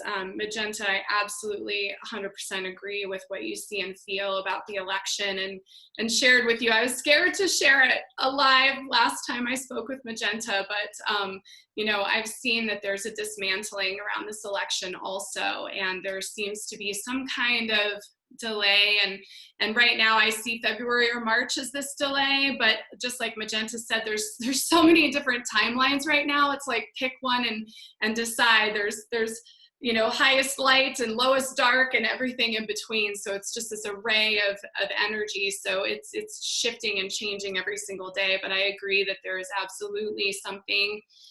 There's so many things yet to come, but there is something that is impacting the energy of that time and what is going to unfold, absolutely. And I wanted to say that. And I also, you know, just with what Amenti was saying and what Jen was saying too, and even Laura, when you're talking about, you know, how you were feeling, it's tough. You know, we're here in the US and it's just wild. Like 1 minute you feel one way and 1 minute you feel the next, and our emotions are all over. And then you're like, I'm going into meditation and I'm like checking with my clairvoyance, and it's like, oh my gosh, there's all these things. And I think, you know, what I want to say is this is everyone's awakening. You know, it's not just one group. It's not just one community. It's not just one nation. It's everyone's awakening. And the gurus will fall from grace. And for some people, those gurus are entertainers. And for some people, those gurus are politicians. And quite frankly, for some people, those gurus are gurus. Like what's happening with Yogi Bhajan and the Kundalini community. I mean, it's all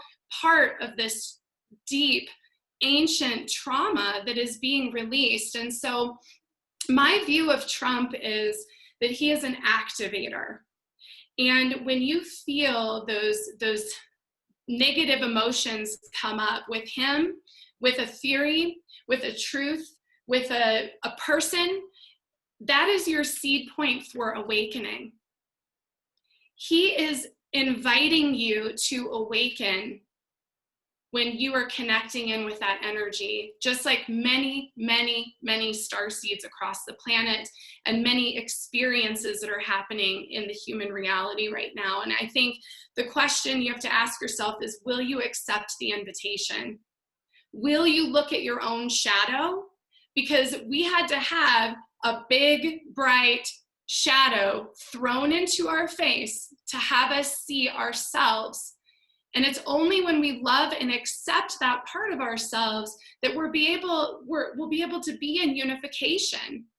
And so he is a key player, whether you like it or not. He's a key player in this. But I agree with Amenti that idealizing is difficult. And Jen, I wanted to say this to you so long ago when I first saw you talk to Magenta, and you were talking about your love for him. And I thought, well, my gosh, the day that you were standing in the Himalayas and Avalokiteshvara touched you on the shoulder, you had no capacity to hate anyone. So of course you love. Of course you do. We all do. And we see these opportunities to awaken. And I'm sorry for getting emotional, but it's so much for us right now. It's so much that everyone's holding. So stop pointing fingers at this person. He's just a human soul. He just happens to activate something inside of you. So listen to the activation, because there are things that none of us want to see in our own lives, let alone out there. My God. So accept the invitation and wake up. It is time. The time is now, and we've been given the gift of many, many powerful people, not just Trump, but people in power and people who have had all eyes on them. So see the truth. Use your tools. We are all psychics. We are all healers. We are all empaths. We can see it. All you have to do is sit down and look, and you can see it, no matter who you are. So just look. Use your critical thinking. Do your research. Watch all of these women's videos. Watch all the experts on all of our shows and all the roundtables, because they're all sharing truth. And we're asking you to see it because it's your truth. And it's only when you stand in your truth that you can stand in your sovereignty and your inherent gifts and talents and who you were meant to be and what this place is meant to be. And that's what I feel. I mean, I feel it's time to do your due diligence and look at the work. And I agree with Amenti, you cannot idealize him, but you also have to see the activation that's happening from him, and you can't be blind to it, because being blind to it is denying your own awakening. Thank you, Lisa. That was just amazing. I just wanted to quickly say, I agreed with everything you said, Amenti, 100%. Everything you said was completely and utterly true, and I've said pretty much almost identical things myself many times. Earlier, when I referred to Trump as a savior of light, I was meaning that somebody else on social media had said to me, when they saw that he was, working with the Maxine, what do you think now, Magenta, about your savior of light? That's because people who are, don't like him, and they see that I am supporting him, they then put words in my mouth and speak to me as though I see him as a savior, as I see him as some kind of God, Jesus Christ incarnate. Yet I have never, ever use those words to describe him at any time. I think he is completely a normal human being, and as Laura said, that somewhat shady past. Looking at his past, actually looking at his matrix, I mean, to be honest, it's really not that bad. There's no cabal, deep corruption, there's no bribery, there's no harm to other people. But yeah, he's been a typical man, and he might have done things that are not that good. I've got a shady past, if you want to look at it like that. I've had boyfriends in the past that I've spoken to really badly and been manipulative because I wasn't spiritual and I hadn't woken up then.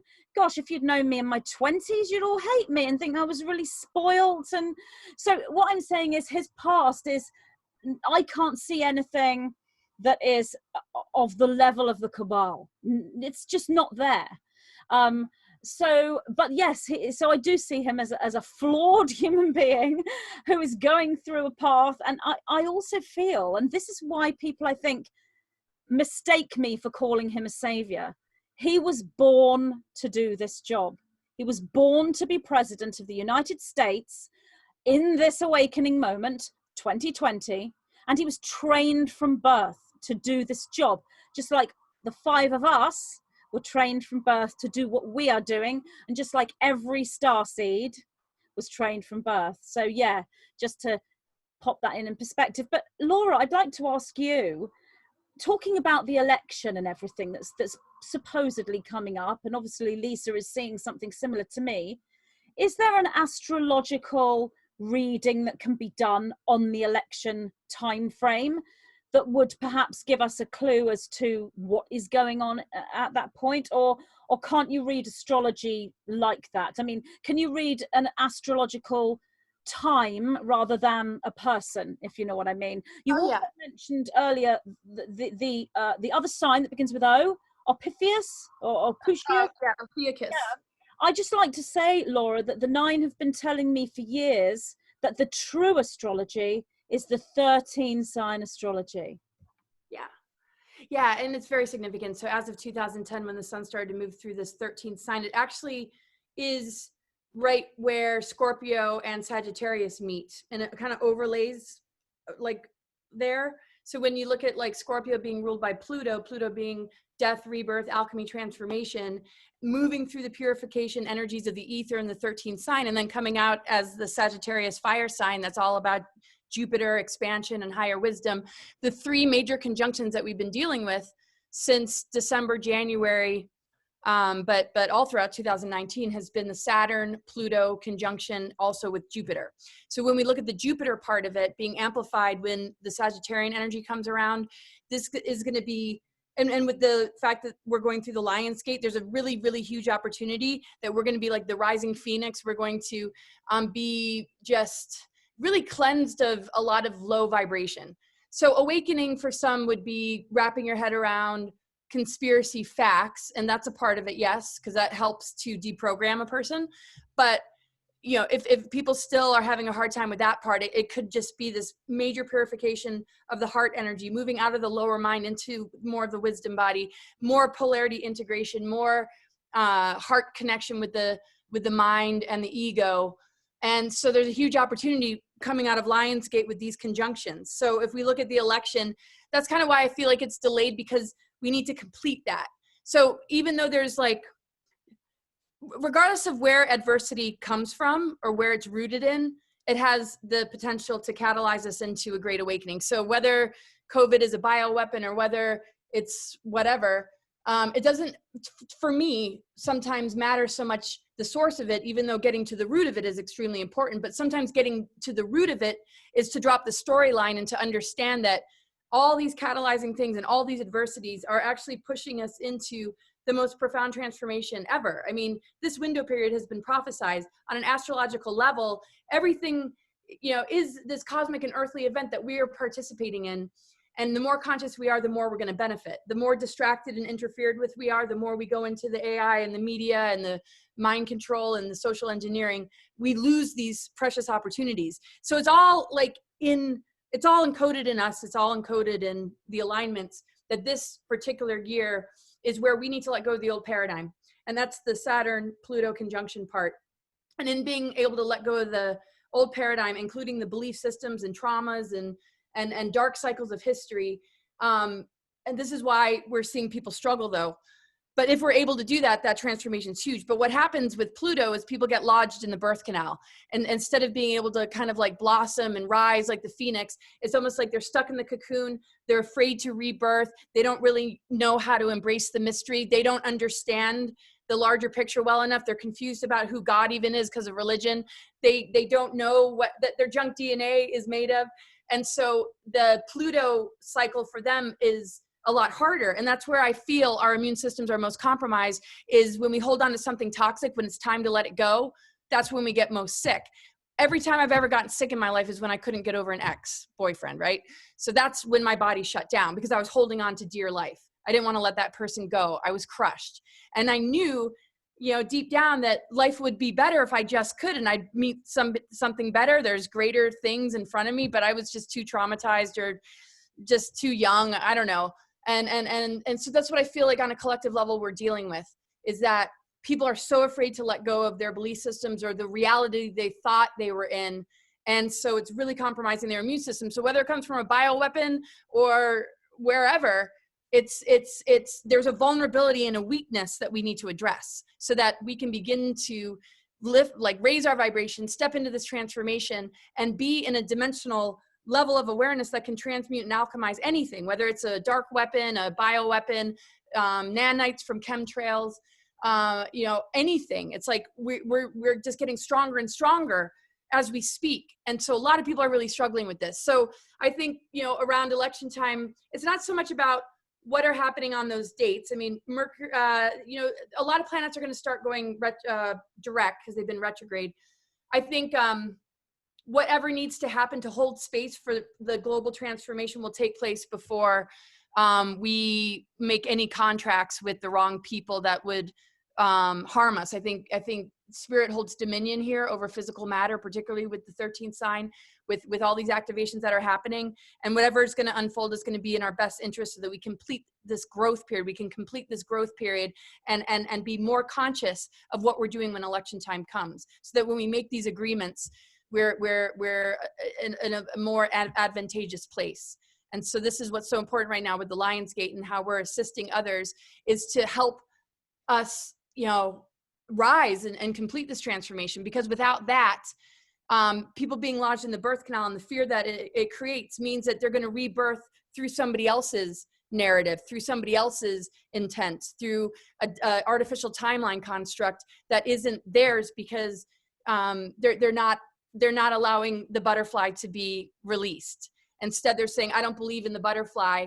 Somebody else is going to have to be my wings. And that could nosedive them into a lot more enslavement than we already are in. Sorry for such a long answer. I know it's kind of getting time for, closing.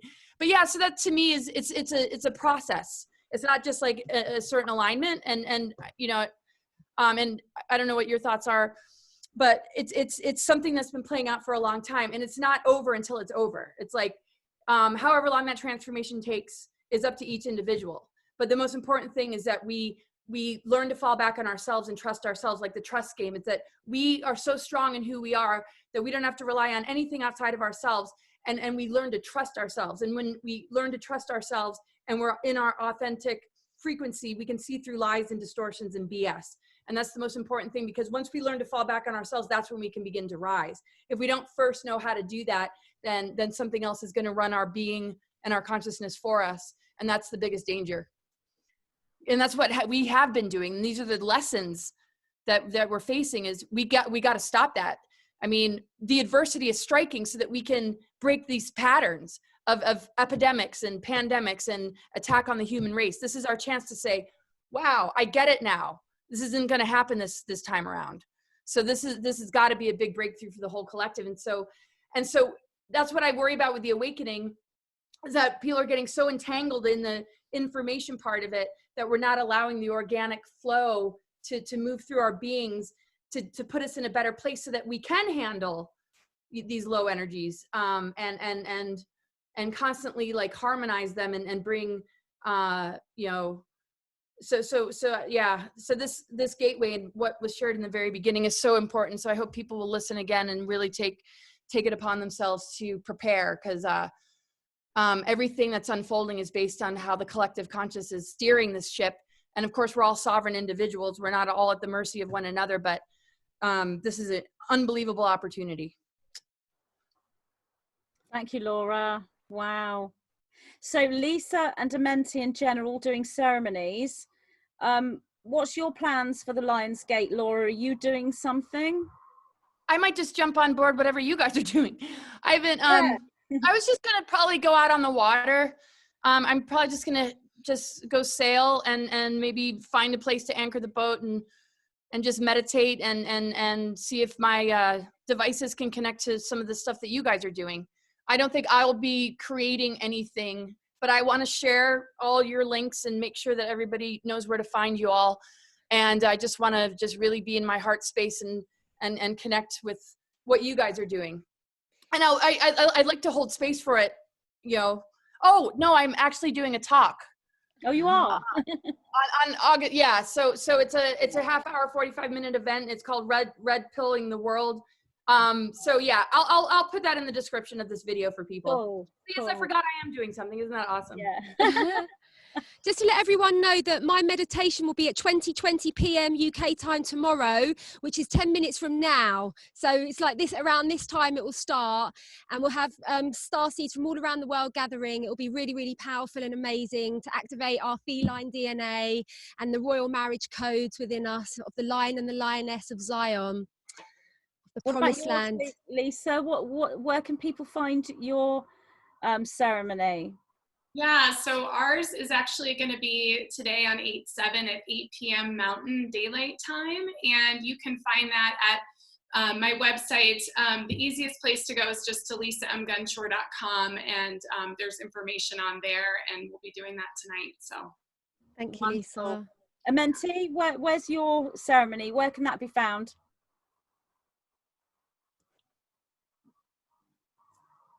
Oh, I think you're muted. Thank you. All right, so we're actually starting an 8-day abundance frequency journey that starts on the 8th of the 8th. So you can send me an email at Amenti the Awakener official@gmail.com, and we're going to have the ceremony tomorrow at 8 o'clock, but we're also going to be meeting every day at 8 o'clock for the week up until the 15th, because I was guided that we needed to hold a space where people can maintain the frequency.